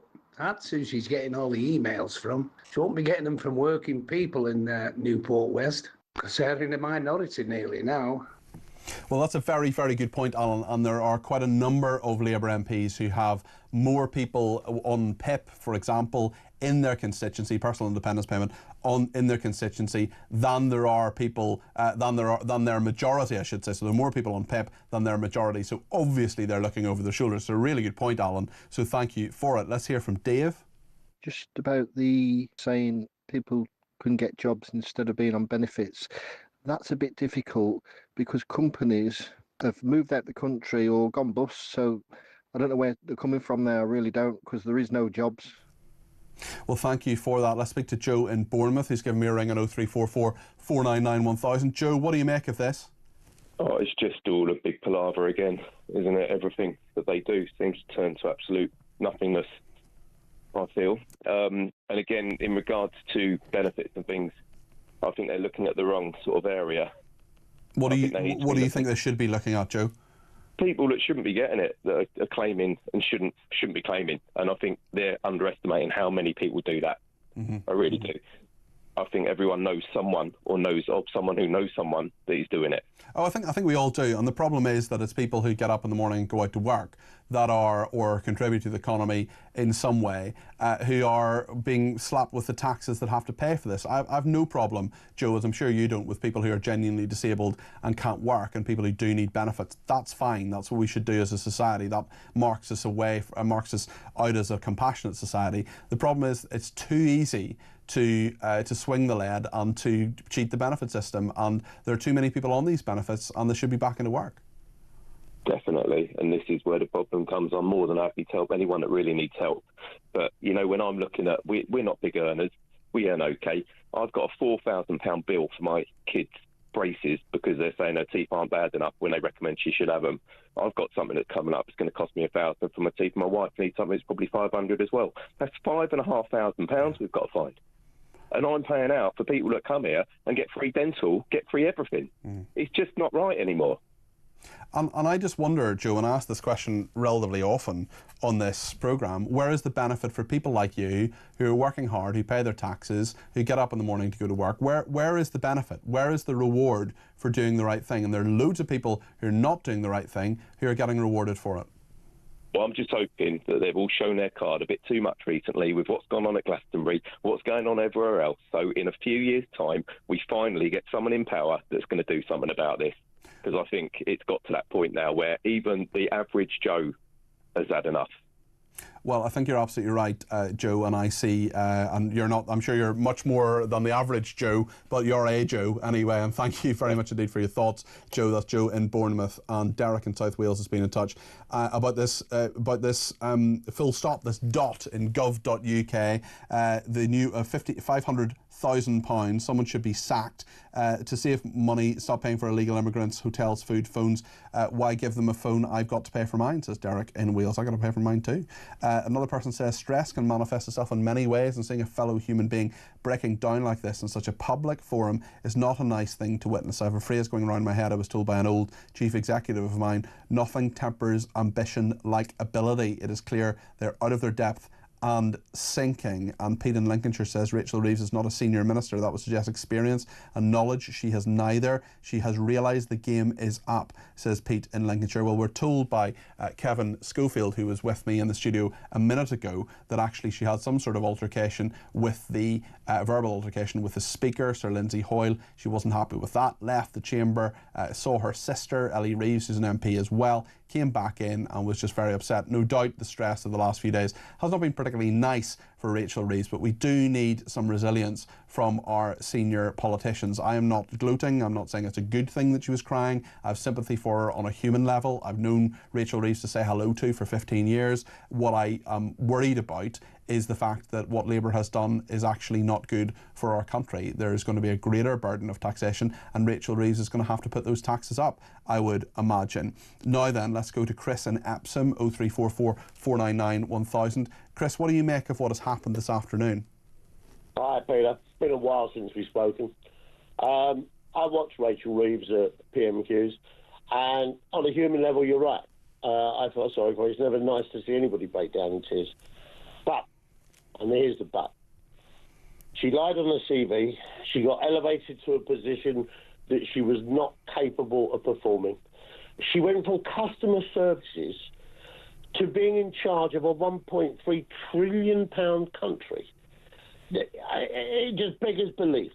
And it beggars belief Starmer put her there in the first place. He's got a front bench with a non-solicitor You couldn't make this up. A minister for corruption who's now had to stand down because she's got an arrest warrant for her for corruption in Bangladesh.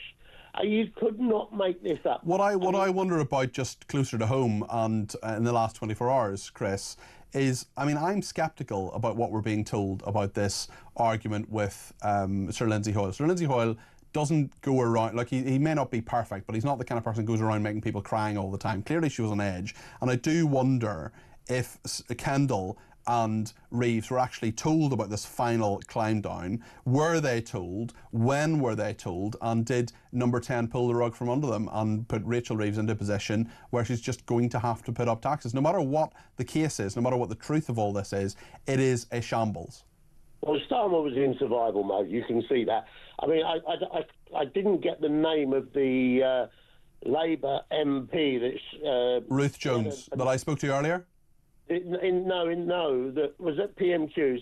He was in a grey suit, and he absolutely ripped Starmer a new one, telling him that he should drop the bill, that if they took out... was that Ian Lavery, the guy from Newcastle, around Newcastle? Yeah, yes, it yeah, was. That was last night actually. That he was in that. He was one of the rebels. So yeah, that was last night. We're just showing that clip from last night. Ian Lavery is an MP in Ashington, Blyth and Ashington in the northeast. Yeah. He left nothing to the imagination, did he? And today, Starmer's performance today was completely about survival. I mean, this government is putting this country in tatters. Crime rates are going through the roof. They're now saying they're going to empty the hotels because they're going to buy other hotels, and they've not stopped the boats.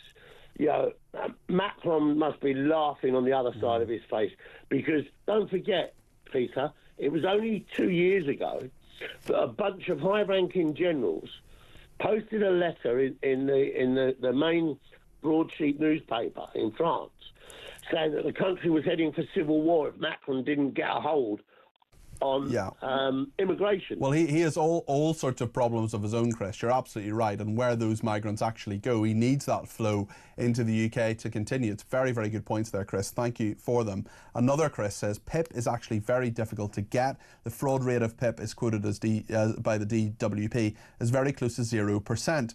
The universal credit fraud is quoted at approximately 6 billion. Maybe they should be looking at universal credit rather than PIP. Disability benefits cuts will cost lives. Gina in Essex says, I can't believe I'm not shocked about the cost to change this flipping logo from the gov.uk website. £500,000 on a vanity project. It's such a complete waste of taxpayers' money when the government is struggling to pay for things more important, says Gina in Essex. Sean in Grimsby, zero sympathy for Reeves from me. I cry every time I go shopping, put my heating on and check my pay slip.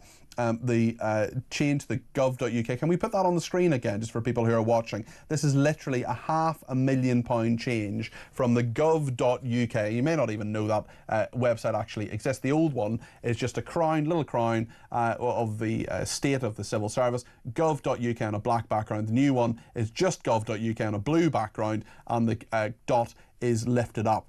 And Howard says, in Suffolk says, in reference to the new logo, what have they also raised? The crown and the Christian cross. I also think they're going to remove the monarch from the banknotes, says Howard in Suffolk. And Jim in Dorset says, it was terrible to see Rachel Reeves in that state of PMQ. She should do the right thing, resign and take Starmer and the government with her. Lots to discuss, including about Diane Abbott, another Labour MP. I'll be really, really interested to see what she does later today, because Palestine Action, that group that broke into RAF Bryce Norton and sabotaged those planes, well, they are to be proscribed later today. That means they'll be designated as a terrorist organisation. Last time there was a prescription on this scale, there are a couple of other groups as well. Al-Qaeda was the one in the frame about just over 20 years ago, after 9/11, of course. Who voted against that? Well, Diane Abbott, Jeremy Corbyn and John McDonnell. No great surprise there. Who will vote against this? Also, the BBC Director General Tim Davie is fighting for his job after the Bob Villan anti-Semitism crisis. We'll speak to Jake Wallace-Simons, author of Israelophobia, the newest version of the oldest hatred, and what to do about it in just a second. Stay with us here on Talk.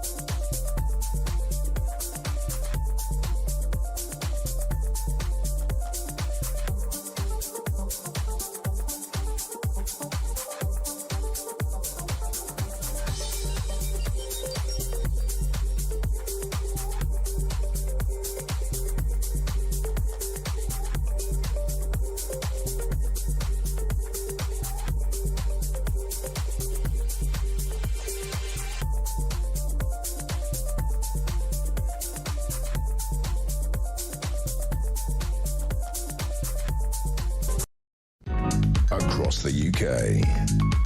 On DAB+, on your smart speaker, on your smart TV, and on your side. This is Talk. Well, thank you so much for your company this afternoon. There's lots to discuss this Wednesday. Sarah in London says, do you think Smarmer, she calls him, will make Rayner the new Chancellor to get her office back and keep her busy? Do you know what, actually? There's been a lot of money put into an office of the Deputy Prime Minister. She's getting far more civil servants and power, well, or maybe it's just a way to keep her busy, as Sarah says. We'll also destroy our prospects of becoming PM if Reeves is anything to go by. What does Rayner even do at the moment? Well, she's actually got a very important job. She's the Secretary of State for Housing, Communities and Local Government. She's in charge of all the houses that Labour wants to build. So that is a big department. I used to work there, and it's really, really a big, important part of government. Quite a lot of boring bits, actually. It's a department for floods. It's a department for bins. It's also the department for earthquakes. Mark says, Mark from Somerset here, under a year ago, Keir Starmer in a speech was so proud to have Rachel under his wing. Now she will be thrown under a bus, says Mark in Somerset, who says, great show, standing in for Ian, by the way. Thank you. Ian is back tomorrow, by the way. Jeremy is here at 4 o'clock. I'll be here at 4 o'clock on Friday as well, doing Drive as usual, but tomorrow for Drive, Jeremy is here, Drive today and tomorrow, and I should say Ian is back tomorrow as well. Jake Wallace-Simons is with me now. He's author of Israelophobia, the newest version of The Oldest Hatred and What to Do About It. Jake, it's great to talk to you. I just wonder whether you think Tim Davie, the Director General of the BBC, can cling on to his job with all that we now know about what happened at Glastonbury and the decision that he apparently made to keep Bob Villan on the air. These people who had their ludicrous, horrendous, dreadful anti-Semitic rant and then were kept on the air for another 40 minutes. I think Tim Davie falling on his sword now would be pretty catastrophic for the BBC, considering that its charter renewal is coming up for debate very shortly. Having said that, the idea that he can cling to his job, I mean, he's understood to have told friends that he believes he can weather this storm, but the idea that he could do that despite not just this current Glastonbury scandal, but also the repeated failures of BBC reporting standards since October the 7th and even before with regard to reporting on the Israel-Hamas conflict. The fact that he could cling to his job even as far as he has, I think is surprising to a lot of people. And if he's able to cling to it through this storm, I think it'll be even more surprising. I mean, look, I think the best way of measuring it is imagine if the BBC had misreported towards Muslims or towards trans people or towards black people as consistently as it has misreported about Jews in Israel ever since October the 7th. I think the idea that he would still be in his position, it would be laughable. And yet he's able to survive scandal after scandal, whether it's reporting on Hamas using a family of a Hamas official, whether it's misreporting the strike on Al-Ahli Hospital, which wasn't an Israeli strike, it was, of course, a failed Islamic Jihad rocket, or all the other examples of misreporting, culminating in this egregious failure to kill the report, to kill the live stream properly of Glastonbury, even while there were calls for the death of IDF soldiers. I think it's egregious, and really I think he's living on borrowed time. But, you know, given the climate at the moment, it's not a dead cert that he will have to fall on his sword. Well, it'll be very interesting to see what happens. Bob Villan is two people. They both call themselves Bobby Villan. The real name of this person, horrible anti-Semitic person, is Pascal Robinson Foster, which sounds much poncier than Bobby Villan. This is what he said at Glastonbury on Saturday. Death, death to the IDF! Death, death to the IDF! Death, death to the IDF! Death, death to the IDF! Death, death to the IDF! Hell yeah, from the river to the sea, Palestine must be, will be, inshallah, it will be free. What I'm interested in all of that, Jake, is not just what Avon and Somerset Police do in their criminal investigation that they've now launched into Pascal Robinson Foster and misconduct. What I'm interested in is the thousands, literally thousands of people, not everybody there, but the thousands of people who shouted it back. Because what the police now do is they go through video footage of all sorts of things, CCTV, some of them are using facial recognition, they go through tweets as well to see what people have been doing. Surely they should go through the footage of that to identify the people who are shouting back the anti-Semitic phrase and arrest them too. Yeah, I mean, it's like trying to pin jelly to a wall, trying to enforce the law when so many people are so brazenly flouting it. The problem is one of culture. On the left, the culture has changed so much in the direction of pro-Gaza fanaticism. And frankly, the BBC has been responsible for encouraging a lot of that with its style of reporting. And the police has played its fair share in treating these people with kid gloves until the problem has grown out of hand. We now reach a stage where it's reached such critical mass. It's very difficult to start to put the milk back in the bottle, even when the police tries to enforce the law. I mean, the thing that really strikes me is that British people don't shout death to things. Death to anybody is not a British thing to shout. When we disapprove of something, we might shout down with something or other assorted football chants. But death to something is really a translation of an Arabic chant. It's from a different culture than our own. That's been translated, is now making its way into the mainstream gradually from the left into the youth culture and into the mainstream. Activists all over the place now are starting to take up this battle cry as their new sort of call to arms. And it says a lot, I think, about the way in which the overlap between the far left and the forces of jihad has now begun to converge. They're now using the same sort of language and articulating the same sort of bloodlust and the same sort of desires. It's a terrifying and really unforeseen moment of cultural convergence between jihadism and leftism that's being broadcast by the BBC from Glastonbury into millions of homes. It's interesting as well that later today Parliament will talk about other activists, Palestine Action, who they have been involved by their own admission. In fact, they put the footage up themselves online brazenly of them and RAF Bryce Norton, and there's going to be a discussion and then a vote in Parliament about whether they should become a prescribed organisation. There's a couple of other organisations as well that are being prescribed probably by the end of the day. I wonder whether you think some of the usual suspects will vote for or against that. We're going to talk to Lord Walney in a minute or two about that. But Diane Abbott, for example, and Jeremy Corbyn and John McDonnell all voted against Al-Qaeda becoming a prescribed organisation back in the day. And Diane Abbott has put a post online as well, which I think we can see now if you're watching on the screen, of talking about the IDF, the Israeli Defence Force, the Israel Defence Force, as the Jewish Defence Force. That is the corrected tweet that is on there now, but she originally called them the Jewish Defence Force. The mask slipped, Jake, didn't it? It did indeed, and no more regularly does the mask slip than from Diane Abbott, and thank God for that in a way, because she shows us the dark stuff that Labour is really made of. It's not snake oil selling like it is for much in the cabinet, but she actually reveals what the pulsing heart of Labour really feels. And Diane Abbott, yeah, I mean, the tweet that she originally put up was beyond horrific that the Jewish Defence Force is gunning down Palestinians as they queue for food, based on some very, very dubious reports and disputed reports indeed, that the IDF has nothing better to do than to gun down Palestinians while they're queuing for food. There certainly have been Palestinians who have died, Jake, getting some of that aid, certainly, and there's a report in Haaretz, which is the sort of the Guardian of Israel, being very, very critical. Some of that, of course, has been denied by the IDF and the Israeli government about shooting towards or at, and actually the English translation of the Hebrew has been problematic as well. But of course, people like Diane Abbott will seize on that and say, their reductive idea, Israel bad, Hamas good.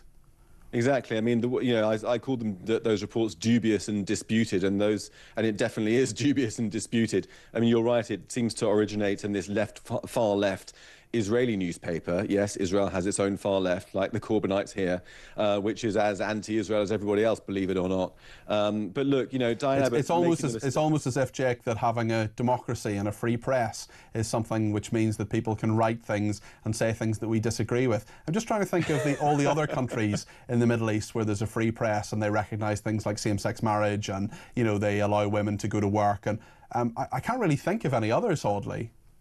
Yeah, it's weird that, isn't it? Yeah. Isn't it strange that the worst apartheid Nazi regime in the Middle East happens to be the only one with freedom for women, minorities, with a proper democracy, and with Arabs in prominent positions in civil society. Well, I would only expect a Netanyahu apologist, genocide denier like you to say that, Jake. Certainly, Yeah, bang to rights, bang to rights. But look, you know, I had a quick look through some of Diane Abbott's other tweets, and look, this is her on Iran. Trump knows that Iran is not close to building a bomb, but he's directing the attacks on Iran anyway.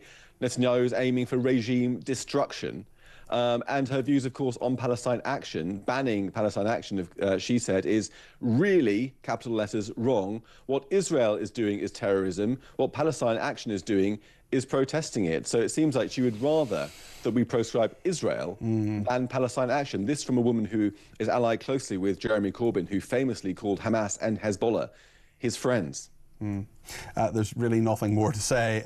Jake, thank you very much indeed for that analysis. Jake Wallace-Simons there, author of Israelophobia, the newest version of The Oldest Hatred and What to Do About It. We will, as I say, talk to Lord Walney, John Woodcock, about the prescription of Palestine action in a minute or two, but let's just take a little moment to talk about the reunion of the century being just around the corner. We're giving you a chance to win a pair of Oasis tickets in Manchester on the 19th of July, not far away now. You heard that right. Oasis Live 25 is sold out, but talk can get you in to be here now. That's not all. Alongside the tickets, we'll put you up for a night in a hotel, about $5,000 in your back pocket, completely tax-free. Listen up right now for everything you need to know on how to enter. On iArcade, you have to be over 18 to enter in the UK, excluding Northern Ireland, for the chance to win a pair of tickets to the most electrifying rock and roll reunion of the century, a hotel stay and $5,000 spending money. Text the word WIN to 83338 by Monday the 7th of July at 11 p.m. and you'll be entered into the draw to go supersonic this summer. Text costs £2 plus one standard network rate message. You must have the bill payer's permission or post your name and number to Oasis Prize Draw, PO Box 3190, Colchester CO2 8GP. To arrive by 5 p.m. on the 10th of July. This is a TalkSport limited promotion run on TalkSport, Talk and Virgin Radio UK stations. Full T's and C's at talksport.com. Good luck, yeah? Sorted.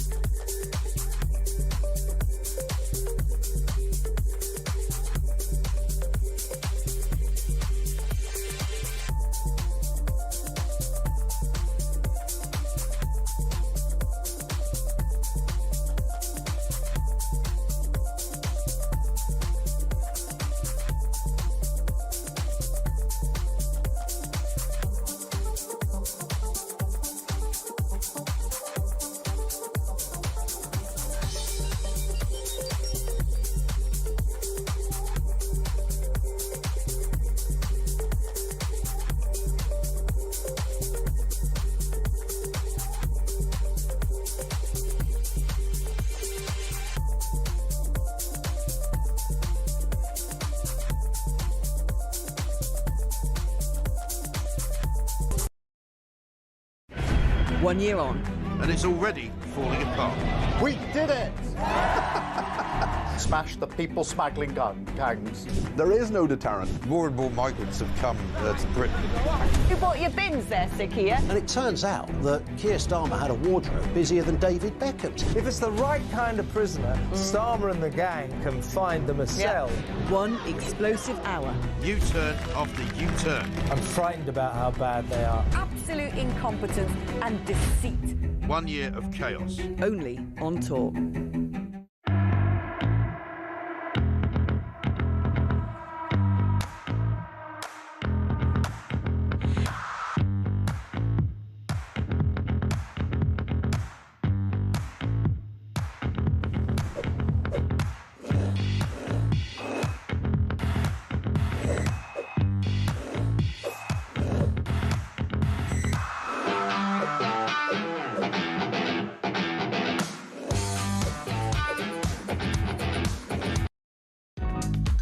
the UK.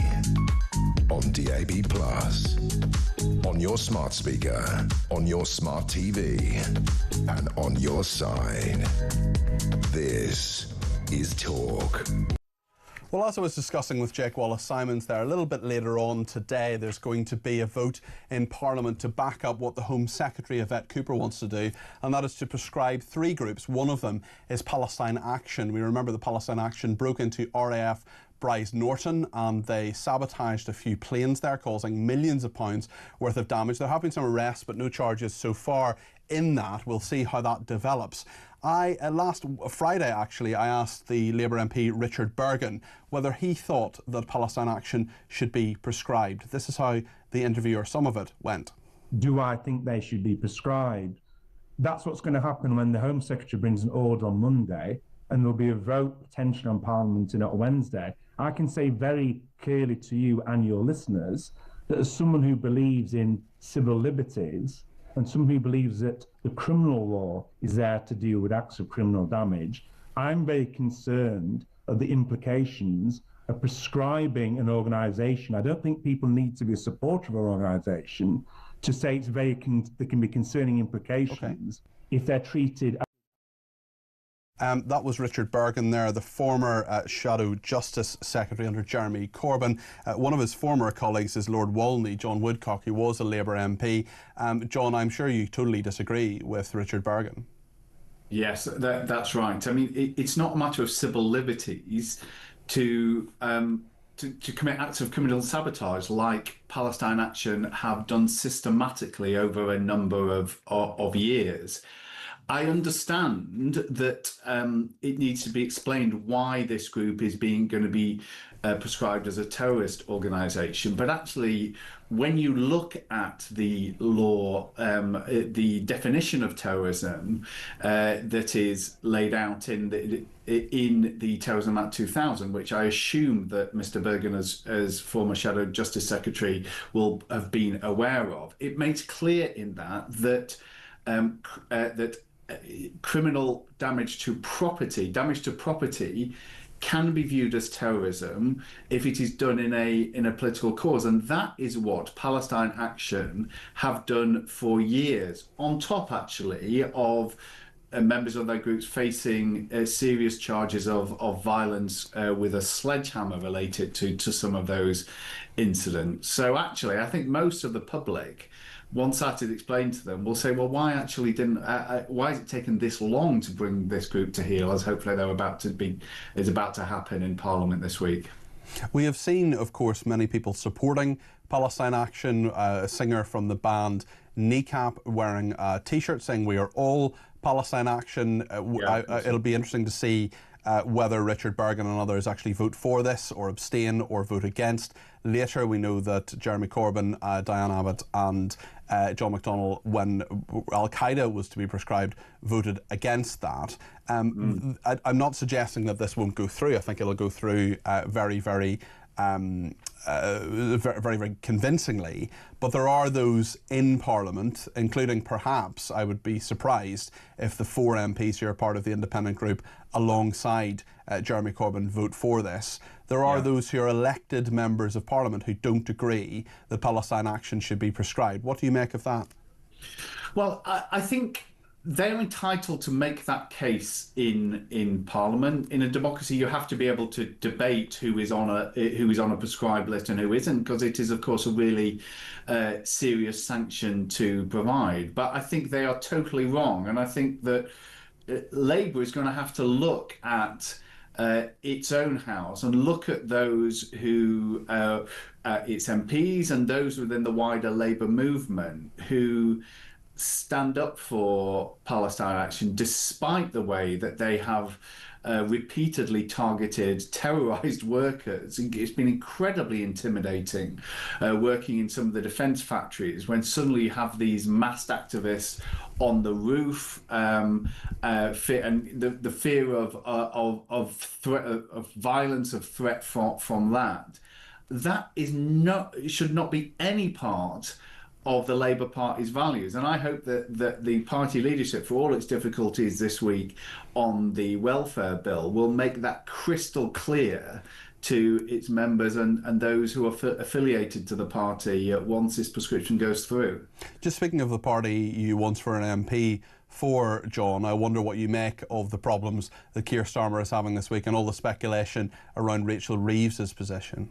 Yeah, I've been spokesman to the Prime Minister to the last Labour government, and this is, I mean, obviously it is a terrible situation that they're in. But what matters from here is whether the leadership of this party can get up off the floor and set a proper direction for the country. They've got to do that, and then also those Labour MPs who brought their own government to its knees this week have got to have a long think about what they want to do with their time in Parliament, because of course I empathise with their concerns over the changes to those disability payments. I've been an advisor in the Department for Work and Pensions as well, but to have actually defeated and humiliated their own government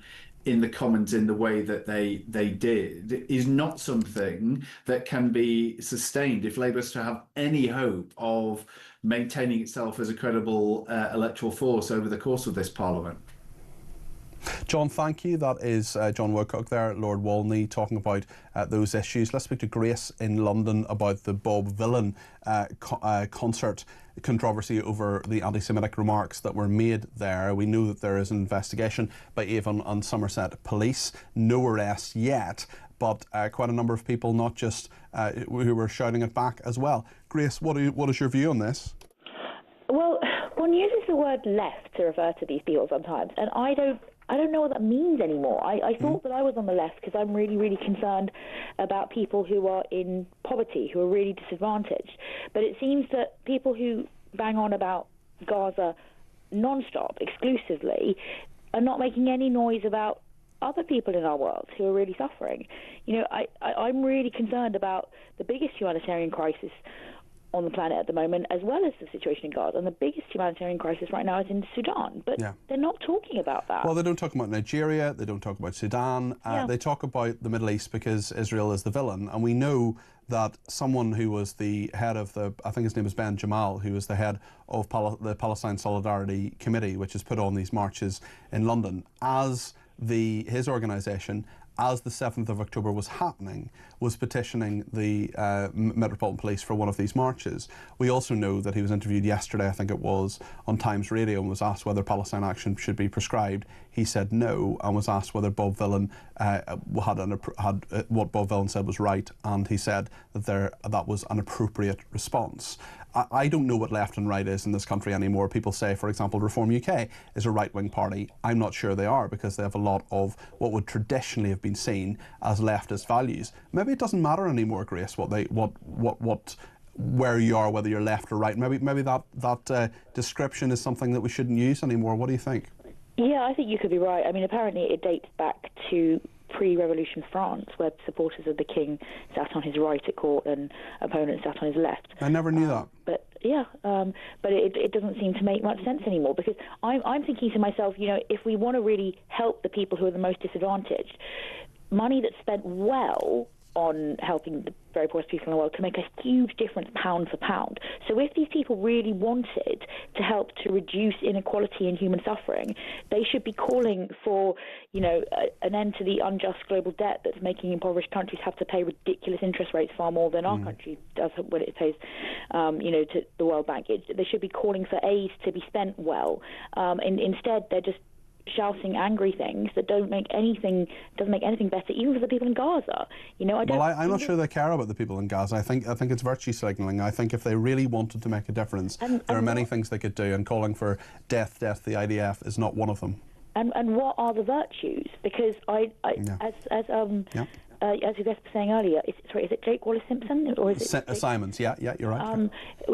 He was saying, you know, it's not a British thing to call for death to anyone, and I think there's a point in that. And I read a statement from this, I artist, if we want to call him that, Bob Dylan, after the performance, where he talked about how he was hoping to inspire people like his daughter. He talked about his daughter filling in a survey at school, and he's hoping that in the future, she'll be campaigning. And I'm thinking, is that what you want, to inspire the next generation to campaign by yelling death threats? Yeah. Here in Britain, we have actually had the idea that you don't make the world a better place just by being hateful. We did have the idea, to some extent, that you should love your enemies as a Christian teaching, and now we've got this bloke on stage shouting Inshallah. And I'm thinking, we talk about virtue signalling, but our virtues are changing, and it worries me. Well, I think you're right to be worried, Grace. Thank you very much indeed for your call. I should say that inshallah just means if God wills it, I suppose. It sort of means, if it happens, that's a good thing necessarily. But certainly that rant by Pascal Robinson Foster, who calls himself Bobby Villain, well, that was absolutely horrendous. What do you think about all of it? 0344 499 1000. We'll talk about migration next with Martina Bett from The Sun.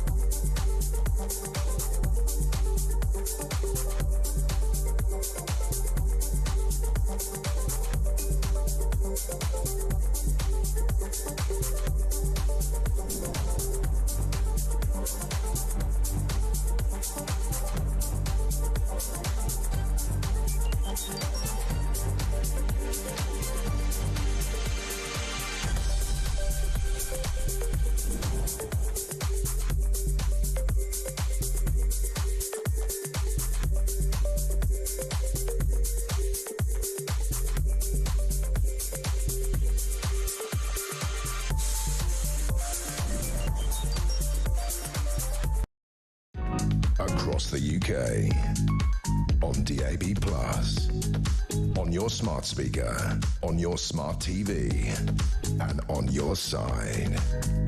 This is Talk.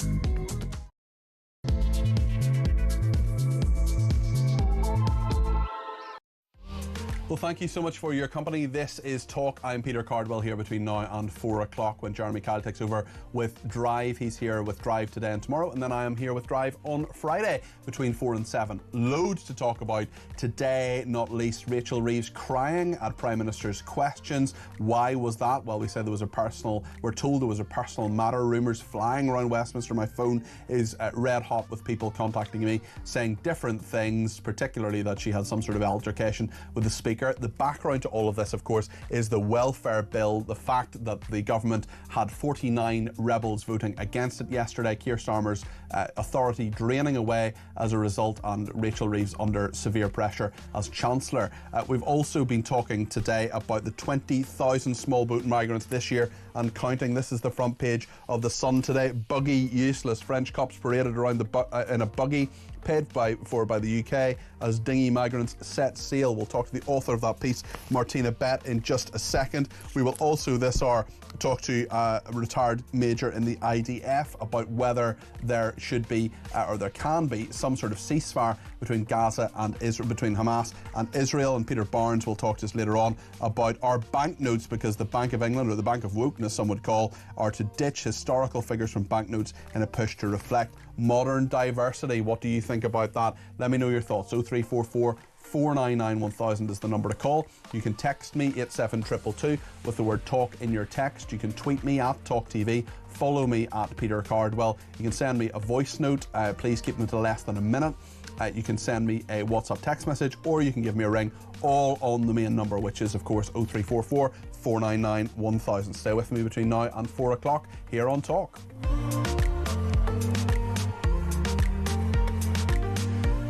Well, extraordinary scenes in Parliament a little bit earlier on today. I was actually on air with Julia Hartley-Brewer at around this time, what would have been now 3 hours ago, when Prime Minister's Questions was happening, and Rachel Reeves, sitting to the left of Keir Starmer on the green benches, was seen basically crying. I mean, I don't think there's any doubt now that she was crying. The question why she was crying is one that has not been totally resolved yet, but she was clearly very, very upset. There are questions perhaps about her future. She's now in a position where she will almost certainly have to put up taxes in the autumn. Let's speak to Martina Bett, who is political correspondent for The Sun.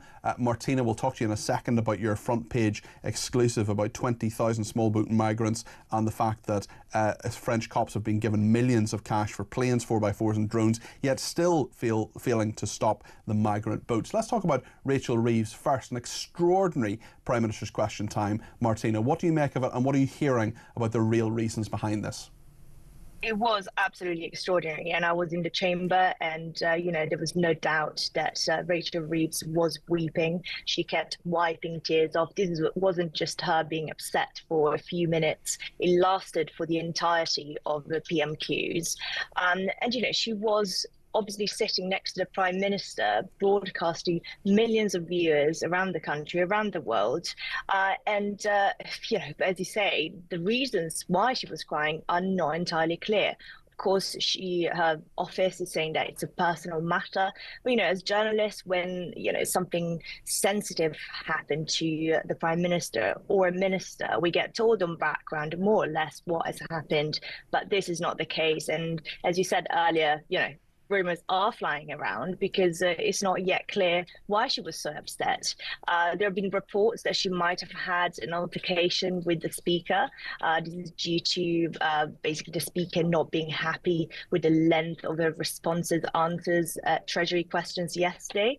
And apparently just before PMQs, she had another word, the Speaker had another word with the Chancellor, and that set her off basically. But, lots of contrasting accounts of what has happened, and I think they're probably going to have to explain it because, the pound has tumbled, the markets are not happy. Of course, everyone was concerned that her position was not, we didn't know whether maybe she was about to resign. Emotions are running high in Parliament. I just want to take a little look at what one Labour backbencher said last night. This was during the debate on the welfare bill. Ian Lavery, very much of the left of Labour, a former miner himself, he's been an MP for Labour since 2010. This is what he said. He was exasperated, as many of Labour MPs, both those who rebelled and didn't, were about this bill. Let's see what Ian Lavery had to say. I've never once seen a massive commitment given in a bill like my right honourable friend, the Minister, gave in an intervention and a contribution. This is crazy, man. This is outrageous, man. This bill isn't fit for purpose. If you have a look at 16 pages, I can ask a right honourable gentleman to rip the ones out now that's changed. There would only be 2 pages left. Withdraw the bill.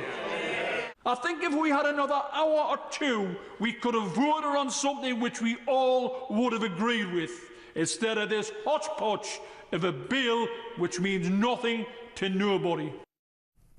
Well, that's Ian Lavery, one of the Labour MPs, very, very upset and annoyed about that. It was only a week ago that Keir Starmer said this was just noises off. He was at NATO last week. Let's have a look at that clip, actually. He was at NATO this day last week and said, it's actually not that big a deal. So I'm comfortable with reading the room and delivering the change the country needs. We've got a strong Labour government with a huge majority to deliver on our manifesto commitments, and that's the work that we did over many years to win the election. Now we start the work over many years to change the country. Having changed the party, we now change the country. And is it tough going? Are there plenty of people and noises off? Yes, of course. There always are, there always have been, there always will be. But the important thing is to focus on the change that we want to bring about. I'm sure Keir Starmer regretting those words, because in the 168 hours or so since he made them last week, Martina, an awful lot has happened. Absolutely. And, I was there at NATO as well, and people around the Prime Minister were saying, this man is not for turning when it comes to welfare. And actually speaking to people in government a few months ago, they were actually saying that the measures in the original package that has been watered down several times now was not radical enough. That was not going to, we are projected to spend 100 billion by 2030 on disability benefits, and they were saying those 5 billion cuts were not going to scratch the surface of how much they needed to do. And now look at the bill. I mean, I'm surprised they even voted on it in the end yesterday, because there's nothing in it that is going to save money. And if that's why Rachel Reeves crying in the House of Commons today is particularly significant, because he comes on the back of one of the most humiliating days for the Prime Minister, and now she's got to find another 5 billion plans. So the fact that she might be the one that is going to raise tax in the autumn budget is probably not going to, it's probably not bringing a smile on her face. Well, what you say is absolutely correct, because the bill is actually called the Universal Credit and Personal Independence Payment Bill, but there's nothing in it now about personal independence payment at all. I know, absolutely. And we know that actually it's PIP that it's a problem in this country, that almost 1,000 people are signing on to PIP every single day. That's almost the entire city of Leicester.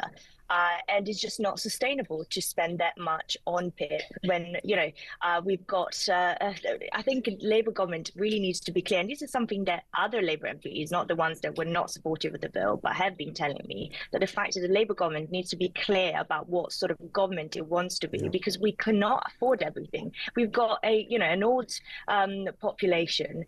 We've, of course, got to keep the triple lock to support our pensioners. We can't have the welfare state so generous as it is now, because as the Prime Minister said a couple of weeks ago, it's just not sustainable. Liz Kendall kind of came out fighting. She gave quite a bombastic interview to the BBC political editor Chris Mason. Let's have a little bit of a look at this. I thought she might have wanted to kind of swing for him at one stage. It was definitely very impassioned. This is what Liz Kendall, she is the Work and Pension Secretary, the Minister, Cabinet Minister, of course, behind all this. This is what she said to the BBC last night. Welfare reform is always difficult because it touches on the lives of millions of people. But we need to make changes because too many people have been written off, are left to a life on benefits when being in good work is so important. How would you describe the Prime Minister's authority tonight? I think people are 100% behind a Prime Minister who secured the first Labour government in 14 years. They know they were elected. Him over and over again. They were elected on a mandate for change. There are definitely lessons to learn from this process. I certainly will do that, and I'm sure my colleagues will too. Liz Kendall there, the Work and Pension Secretary, 100% behind the Prime Minister, Martina? I mean, it was just embarrassing. Liz Kendall was at a dispatch box. Of course, the debate started, I think, around 2 p.m. yesterday. And by the end of it, they had to use them. So she was at a dispatch box defending this bill. And like a few hours later, it was a completely different package, right? So it's very hard to see how her position now is, is not under scrutiny. And people would be wondering why she's still in post.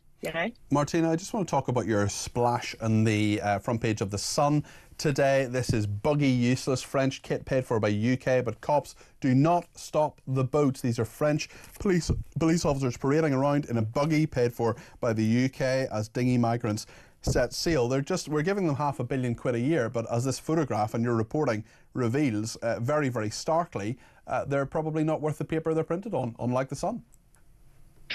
Yeah, and we had Nigel Farage telling us that the French beaches are the most expensive civ. And, you know, we've got these pictures of French cops all kitted out in gear, in all tech that British taxpayer pay for. And these, you know, those pictures came at the same time as we had, you know, almost the total of this year brought to a staggering 20,400 people, migrants that have crossed the channel. Crossings are, I think, 50% higher than at this point last year and nearly double 2023 levels. So this is not a government that is getting grip on this crisis. Something needs to be done. We had Cabinet Minister Pat McFadden earlier this morning saying that ministers do need to work harder. But then when asked if he could guarantee the numbers would be reduced, he just couldn't say that. He just said, you know, numbers are unacceptable, but he couldn't bring himself to promise that numbers will reduce. And number 10 yesterday, you know, during the lobby briefing, I asked the Prime Minister's spokesman what he thought about the crossings, and he just said, well, we just can't put a date on it. We can't tell you when those numbers will reduce, because guess what? Smashing the gangs is not that easy. Yeah, well, and I mean, and clearly not a policy that's currently working. Just one other thing you wrote about. You're a very busy bee yesterday. Another story that you've written about: 4 in 10 babies born in Britain had at least one foreign-born parent as well. Yeah, that's right. And I think at a time where we, you know, our readers and people across the country are worried about public services coming under strain, that's quite a significant story. And I think the figures show that in the City of London, I think that's the highest rate. 85% of new babies are born from at least one foreign parent. So it's quite stark statistics that show that actually, you know, those are driven by migration purely. Martina, we've just had something sent to us by a reliable source. This is someone who has sent me a 9-second video. It's going around Twitter, but it is a reliable source. This is about Bob Villan, and it was last week. I wonder if last month. I wonder if I could just get your reaction to it. Sorry to put you on the spot. Originally, the Pascal Robinson Foster from Bob Villan said that when he was talking about death to the IDF, it originally meant dismantling the IDF. But actually, we have this. It's just a very short clip from last month about what Pascal Robinson Foster and Bob Villan, his band, had said. Let's play this. We've just received this. Death to every single IDF soldier out there as an agent of terror for Israel. Death to the IDF. So death to every IDF soldier. This was last month. They were playing at Glastonbury. Tim Davie, the Director General of the BBC, they should have done their due diligence, shouldn't they, Martina? Absolutely, they should have. And just the fact that Tim Davie was at Glastonbury when those chants were made is just incredible.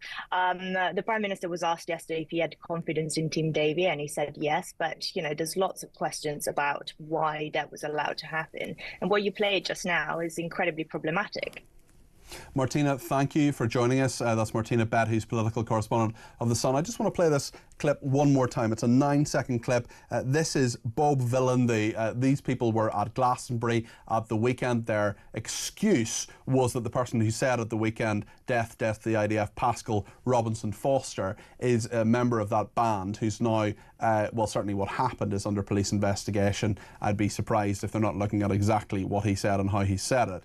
What he apparently said a month ago when Bob Villan played another gig. It's on Twitter at the moment. It's been sent to me by a reliable source. Let's see what they said a month ago. Death to every single IDF soldier out there as an agent of terror for Israel. Death to the IDF. Death to every single IDF soldier out there. Well, that unsurprisingly completely contrasts with the excuse that was given by Bob Villan. That'll be a very, very interesting piece of evidence that I'm sure Avon and Somerset Police are looking at. We'll continue to talk about that between now and 4 o'clock. So a major development in this incident in regard to the Bob Villan and what they said at Glastonbury. The excuse was given, oh, we're just talking about the IDF in general, we're talking about dismantling it. Well, here is the same person saying death to every single IDF soldier out there. Stay with us for more on this between now and 4. And your comments too, if you want to pick up the phone and give me a call. The number, of course, is 0344 499 1000.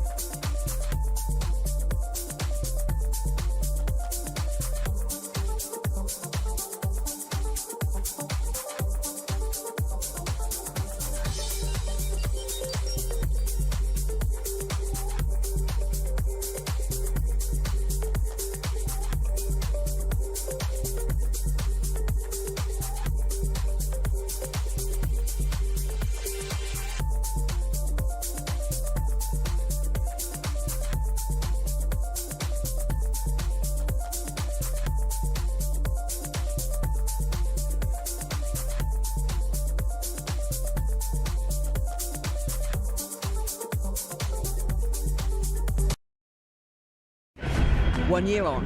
And it's already falling apart. We did it! Smash the people smuggling gangs. There is no deterrent. More and more migrants have come to Britain. You bought your bins there, Sikia. And it turns out that Keir Starmer had a wardrobe busier than David Beckham's. If it's the right kind of prisoner, Starmer and the gang can find them a cell. One explosive hour. U-turn after U-turn. I'm frightened about how bad they are. Absolute incompetence and deceit. 1 year of chaos. Only on Talk.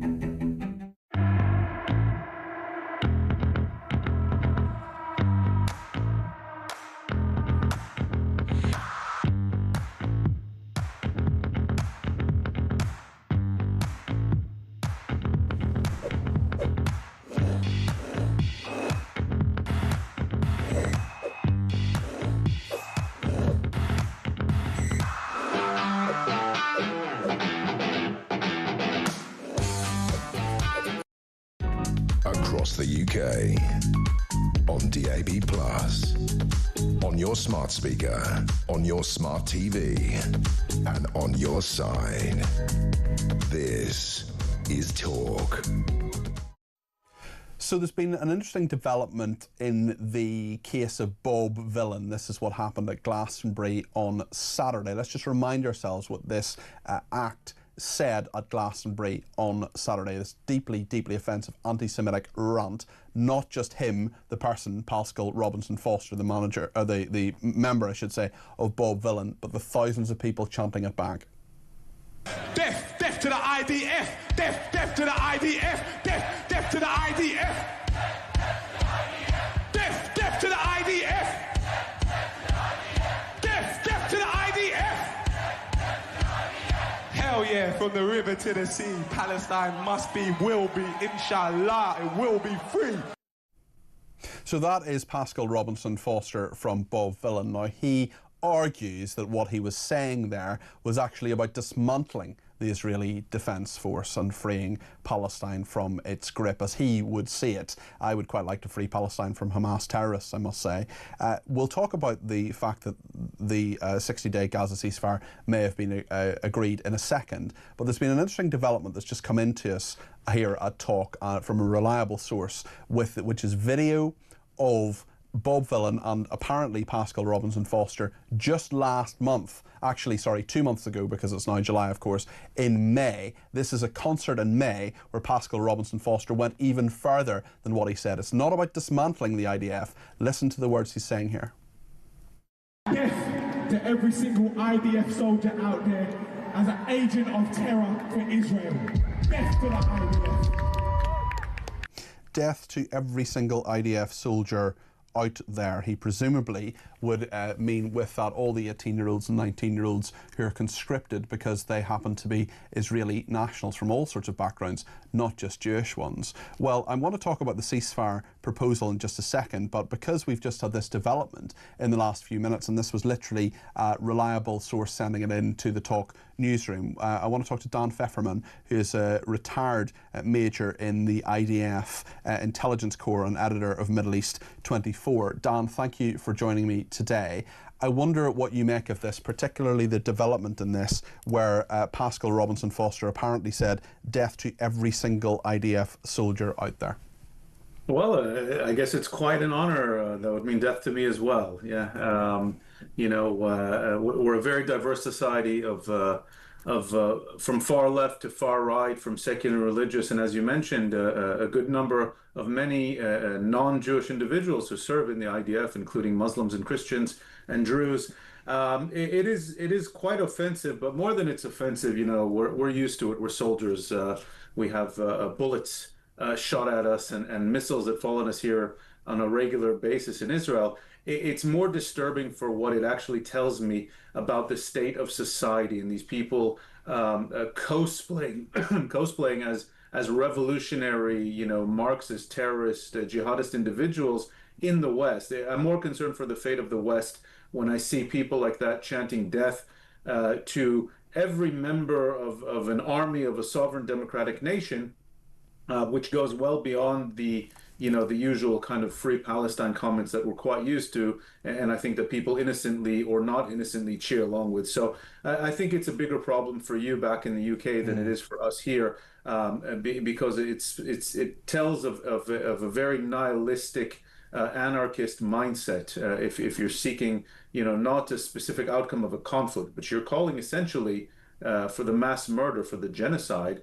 of what is a popular citizens' army of a democratic country that's under constant siege. And speaking of that sovereign democratic nation, it also presupposes that the army of that sovereign democratic nation, which involves not all, but most people who are 18, 19, 20 doing their national service, think the same thing. I know quite a few Israelis. I also know quite a few 18, 19 and 20-year-olds, and I can guarantee they all don't think the same thing, certainly about politics. Dan, I wonder if we could move on to the announcement by Donald Trump, the President of the United States, in regard to Israel's apparent agreement to a 60-day Gaza ceasefire. What do we know about what the Israelis have agreed to?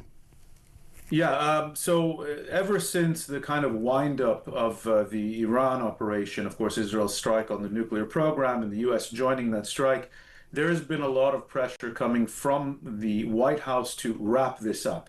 There was also before.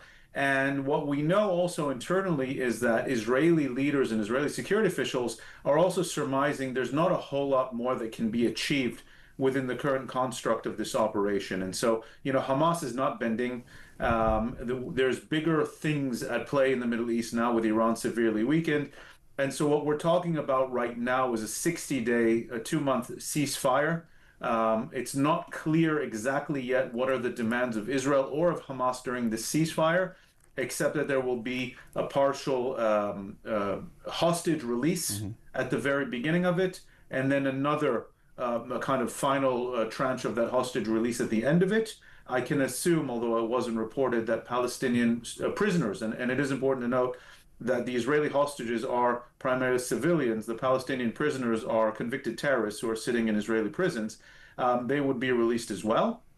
there was no discussion of if Israeli forces have to withdraw outside of the Gaza Strip during this period. I would imagine that they only withdraw to the corridors, the security corridors, one running on the southern border, which stops the smuggling from Egypt, one that cuts Gaza east and west, and then another one that is sort of on the north, and then a buffer zone along the 40-kilometer border that runs north and south. And then during this 60-day period, you would have further discussions. We do have a bit of kind of a quagmire here, and that is Hamas refuses to give up power, and it refuses to disarm. Those are Israel's big demands, essentially, because otherwise Hamas, as bloodied as it is, can come out and say that it won somehow. And of course, the Saudis and the continuation of the Abraham Accords, the expansion of the Abraham Accords, is predicated upon the Saudis joining, but the Saudis want Israel at the same time to get out, but also Hamas out of power. So there is a bit of a kind of a deadlock here that needs to be untangled during the 60-day ceasefire. Why 60 days? What is the significance of that? Is that just a period that they can sequentially say these things will happen at this particular time? And what hopes do you have that this could lead to the end of the conflict? 60 days seems to be kind of the standard in these kind of conflicts. I don't know to tell you if there's it is a short enough time that it doesn't end the war, and it's clear that from Israel's perspective that it doesn't end the war unless that war ends on Israel's demands. But it is a long enough time to actually get things done, to calm the atmosphere, to figure things out. This is a very difficult. It's like trying to construct a building in a swiftly moving river, is what actually a famous British war strategist likened this to. And it's very difficult. You have Hamas trying to reconstitute itself. Another major arms smuggling effort was stopped on the Egyptian border today, just to give you an example. You have Hamas shooting and torturing Palestinians who are daring to go to the U.S. and Israeli aid mechanism. And so Hamas is trying to use the aid to reconstitute its power, to stay in power, to bully and really harass and harm and kill even other Palestinians. You have a possible and potential peace in discussion. This is unimaginable just a year ago with Syria and Lebanon. Now that Hezbollah is weakened, Assad is out of power, and the Iranians are severely weakened, and the Saudis are waiting to see what plays out here. And so I think 2 months is a good enough chunk of time to let the diplomats try to do some work without having to commit to any longer-term end of this. Okay, thank you very much indeed. That is Dan Pfefferman, who's a former major on the IDF Intelligence Corps. He's also editor of Middle East 24. Thank you to Gordon, who's been in touch. He says, I can't believe what I heard a bit earlier on when he said Corbyn and co voted against prescribing Al-Qaeda. Surely that must mean they support them. Terrible. Well, I don't know if Jeremy Corbyn supports Al-Qaeda. What he certainly did was he voted against them being a prescribed organisation. He also called Hamas and Hezbollah friends. He also laid a wreath. He was present but not involved with Black September, who of course killed Israeli athletes at Munich. Listen, there are many people who say that Jeremy Corbyn is anti-Semitic. I wholeheartely, in my strongly held personal believe that he is an anti-Semite. He can sue me if he wants to, but it is my strongly held personal belief that he is. It'll be really interesting to see what he does later on when it comes to prescribing free Palestine action, prescribing them. My guess is that he will vote against it. I'd be really surprised if he votes for it. Maybe he'll abstain. We'll see. Afternoon, Peter says, Mark in West Sussex, if Rachel Reeves is suffering from anxiety, strangely she would actually qualify for a personal independence payment. Best get herself down to the doctors for a new BMW P45 incoming for her. Thankfully, general election required to end this nonsense, says Mark. Well, I don't think she's going to be getting personal independence payments anytime soon, but she certainly, I think her job is really interesting actually to see what position she is in, because she's going to have to contradict herself in the budget in October if she makes it that far. How about putting characters from The Wizard of Oz on our new notes, says Cliff. This is the controversy about banknotes. Starmer is the lion seeking courage, Lammy is the scarecrow looking for a brain, and Rachel as the Tin Man wanting a heart. Great show, says Cliff in Berkshire. not mincing his words. This is easily the worst first year of any government, says this person. Rachel gets in touch, not Reeves, who says, "Good afternoon, Peter. Great show from you as usual. Surely the comments from Bob Villan meet the criteria for arrest at the very least. The latest comments are so direct, I can't see how he's not guilty of incitement." I can't say that either, Rachel. Avon and Somerset Police have launched a criminal investigation. I would imagine arrests will follow. We'll see what happens there, Rachel. We will bring you right up to date, of course, with all of that here on Talk. And Helen in London says, "I never like seeing people cry. That said, how many farmers and their families cried, especially those where a family member sadly and tragically took their own life to try to save their farm. Pensioners freezing and struggling to live, waspy women, small businesses and employees who lost their jobs due to that business struggling. Every day, hard-working people struggling to live, choosing whether to eat or heat their home. Rachel Reeves lied, the consequences of which have caused millions to cry, so no sympathy from me," says Helen in London. We'll get your views on all of this. We've got a few calls to go to. If you want to add your name to that list, let me know, 0344 499 1000. We will also talk to Peter Barnes about who or what should be in our banknotes. But in regard to Labour, this Friday, believe it or not, marks a year from Labour's landslide election victory, and to commemorate the occasion, Talk has put together a 1-hour special with all the top presenters and me as well, looking back at Keir Starmer's first 12 months in Downing Street. 1 year of chaos is going to air on Friday night at 9 o'clock. 1 year on. And it's already falling apart. We did it! Smash the people smuggling gangs. There is no deterrent. More and more migrants have come to Britain. You bought your bins there, Sickia? And it turns out that Keir Starmer had a wardrobe busier than David Beckham's. If it's the right kind of prisoner, Starmer and the gang can find them a cell. One explosive hour. U-turn after U-turn. I'm frightened about how bad they are. Absolute incompetence and deceit. 1 year of chaos. Only on Talk.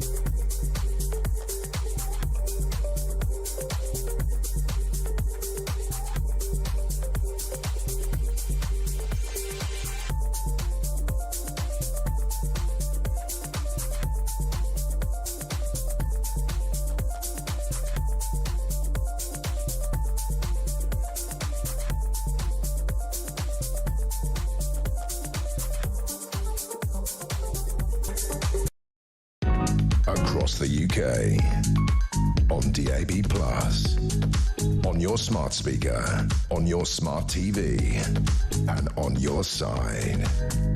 This is Talk. Well, some breaking news from New York, and that is that a jury has found Sean Diddy Coombs guilty on 2 counts, one of transportation to engage in prostitution relating to Cassie Ventura and to a woman named Jane, that is a pseudonym.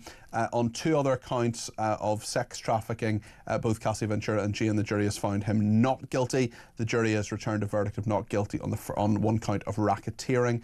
as well. So that's just to sum up, it's a mixture of guilty and not guilty verdicts against Sean Diddy Coombs, racketeering conspiracy, not guilty, sex trafficking of Cassie Ventura, not guilty, transportation for prostitution of Ventura and others, guilty, sex trafficking of a woman known as Jane, not guilty, transportation for prostitution of Jane and others, guilty. So he will be facing some jail time, no doubt, and we won't get the sentencing today, but certainly we have those verdicts, so a mixture of guilty and not guilty verdicts on many of those counts. Right then, I want to speak to Peter Barnes, now the political strategist, about woke banknotes. This is the Bank of England accused of wrong-headed wokery after revealing it could drop historical figures from banknotes to reflect, guess what, modern diversity. It's launched a consultation seeking suggestions from the public. It could mean the end of the use of people like Sir Winston Churchill, Jane Austen, Turner, and codebreaker Alan Turing. They currently appear on our banknotes. The bank suggests modern issues such as gender, ethnicity and disability could be taken into account when planning the designs. The chief cashier, Victoria Cleland, said it may be that we get the real diversity through a different theme than historic figures. Peter Barnes is with me now. Peter, what do you make of this? Honestly, Peter, I don't have it in me anymore to fight people who think we should have a one-legged transgender mixed-race amputee, be the cover of the £10 note. I'm so bored of these arguments. I'm so bored of having to have these fights where the most extremes are brought to the front. I'm going to be brutally honest.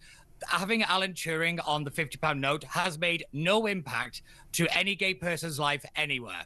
The reality is this is all done for show, and it's done for people to make themselves feel better that they're doing something, rather than actually helping minorities or helping communities with the things that they actually care about. And when it comes to the Bank of England, there's a lot of things we really should be talking about, and it's not new banknotes. If we actually look at this from a kind of financial perspective, the cost is going to be astronomical. There's about £86 billion worth. That's 4.7 billion notes actually in circulation right now. They're not going to scrap those, though, Peter. They're not going to scrap those notes and say we're going to take them out of circulation. With respect, you've got to collect them. You've then got to destroy them, and then you've got to go through all those procedures to keep. Yes, but what are you doing? That is an unnecessary cost on top of an already strained financial system that doesn't really need to do this. But the banknotes have hold on. The banknotes have a natural life, Peter. If you change what's on them, they just run out of their natural life, and if you're replacing them, it doesn't cost any more, does it? No, but what it will do is if this is brought forward, you've then got to redesign the note. You've then got to reprint the note, change the machinery. Your banks may have to change the teller machines and ATM machines. I don't think that's going to happen. That doesn't happen when you redesign a banknote, Peter. It doesn't happen. I mean, they redesign banknotes every so often. They have new chief cashiers. There's different the fundamental difference between the redesign and the restructuring. So when they changed them into the plastic polymers, this did actually happen. And yeah, but they're not no suggestion that they're going to do that again. But we don't know that, and that's part of the problem, is that whilst this all sounds very nice about we get to pick the picture, there's also the practical implications about what this genuinely means. And I don't think it's A, necessary, and B, I don't think it's worth the potential financial cost of any of this. I don't believe that representation and actual change is driven by a picture on a banknote. You're going to have to provide some evidence for me to believe that this is even worth doing. Who would you put on a banknote if you could put anyone you wanted on a banknote? And the proviso is they've got to be dead for 50 years. Ooh, 50 years? Yeah, I think that should be a rule. I think we can't put anybody on a banknote who hasn't been dead for 50 years. Yeah, that's true, because isn't that when they say when a politician becomes a statesman is when they've been dead for 50 years? Yeah. So,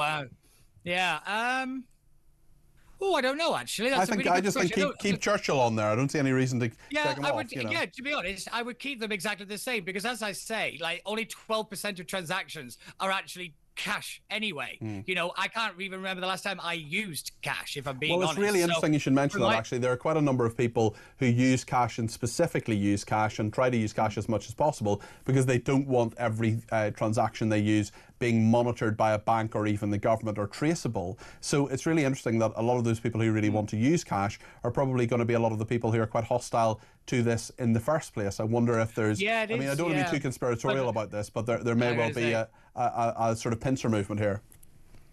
Yeah, no, I don't disagree with that. But, you know, welcome to 2025. It's the year of juxtapositions, I suppose. But it's the reality is, I think, with cashless society, it is an inevitability. You know, I think it is coming. It's coming a lot faster than many people expected. And we really should be talking about safeguards of what access the government has and all this kind of stuff. But unfortunately, we seem to be stuck again talking about pretty pictures on a banknote, not actual practical discussions that could, you know, make sure that the government does not have these gross powers that many people are, I actually think, legitimately quite right to be concerned about. You know, we saw the debanking of individuals under Nigel Farage and the crisis that caused, and the number of people who had said this stuff had affected them. So, you know, the way banks and the bank accounts are so integral to our life now, we really should be having a more grown-up discussion about, you know, rather than, you know, who's the picture, I guess.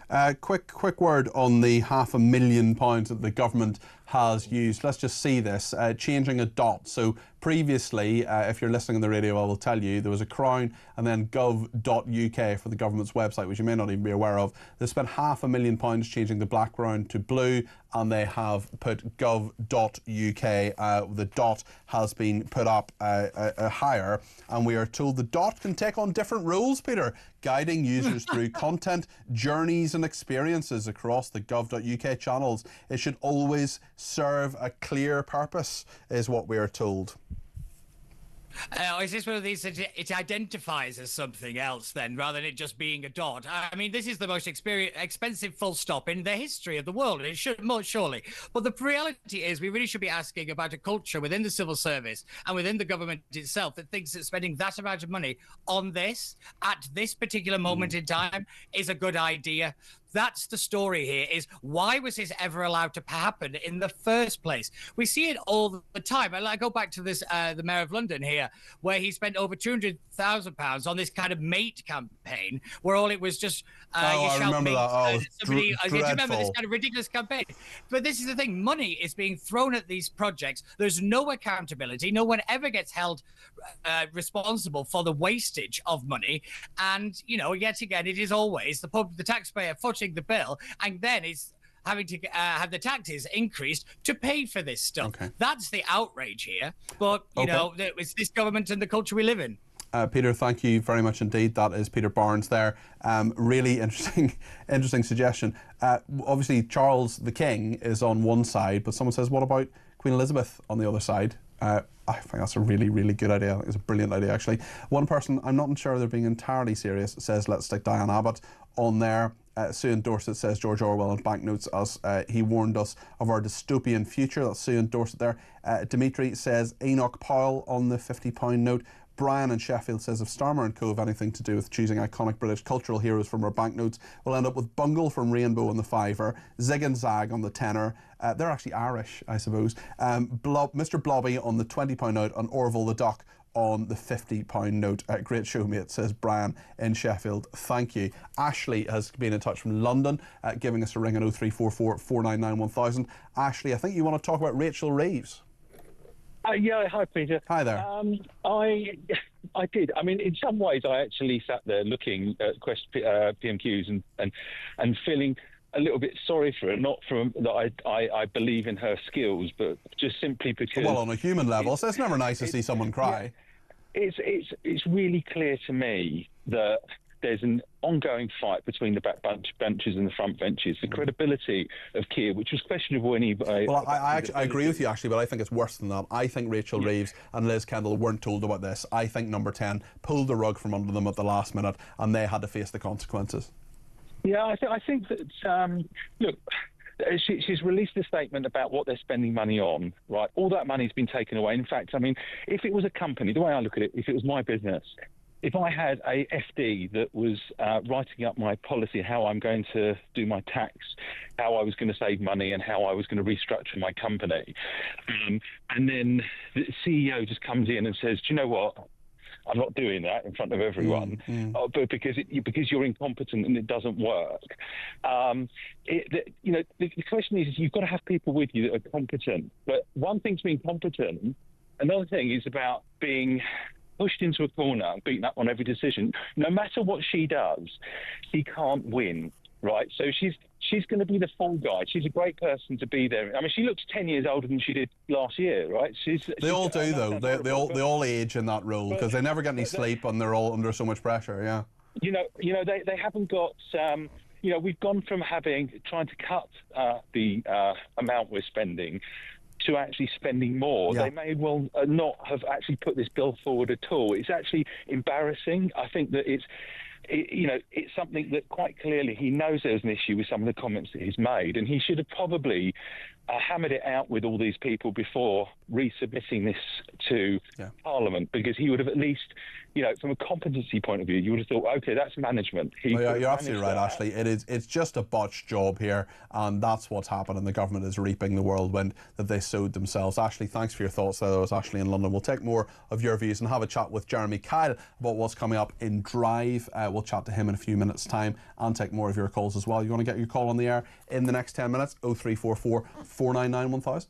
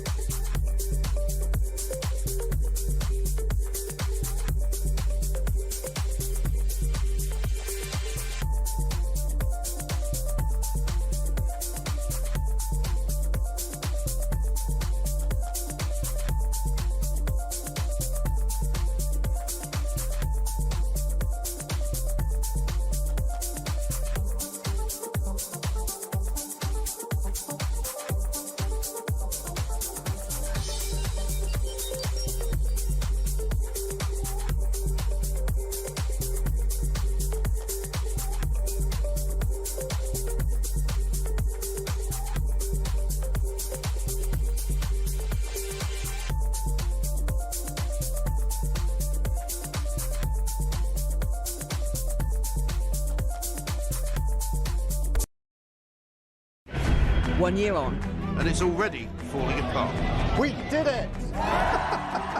Smash the people smuggling gangs. There is no deterrent. More and more migrants have come to Britain.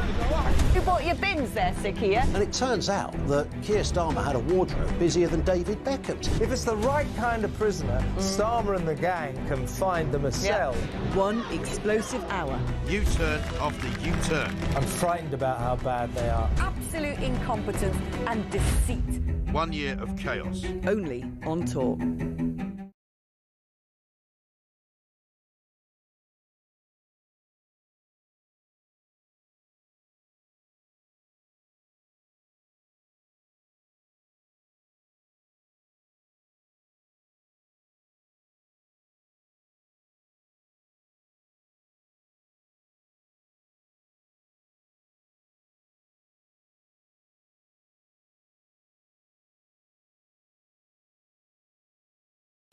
Across the UK, on DAB+, on your smart speaker, on your smart TV, and on your side.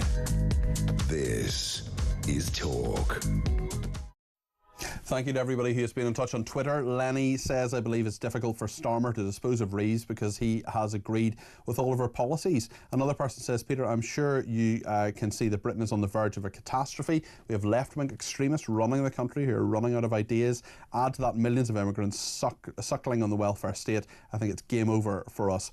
Barry says, great show as usual today, Peter, listening on my postie walk. Barry's a postie, although at one point I thought I'd missed a piece on James Bond and the next Bond villain, except of course you said Bob Villain. I got an email from someone saying stop saying defamatory things about Bob Dylan, the singer. That's not who it is Bob Villain with a V.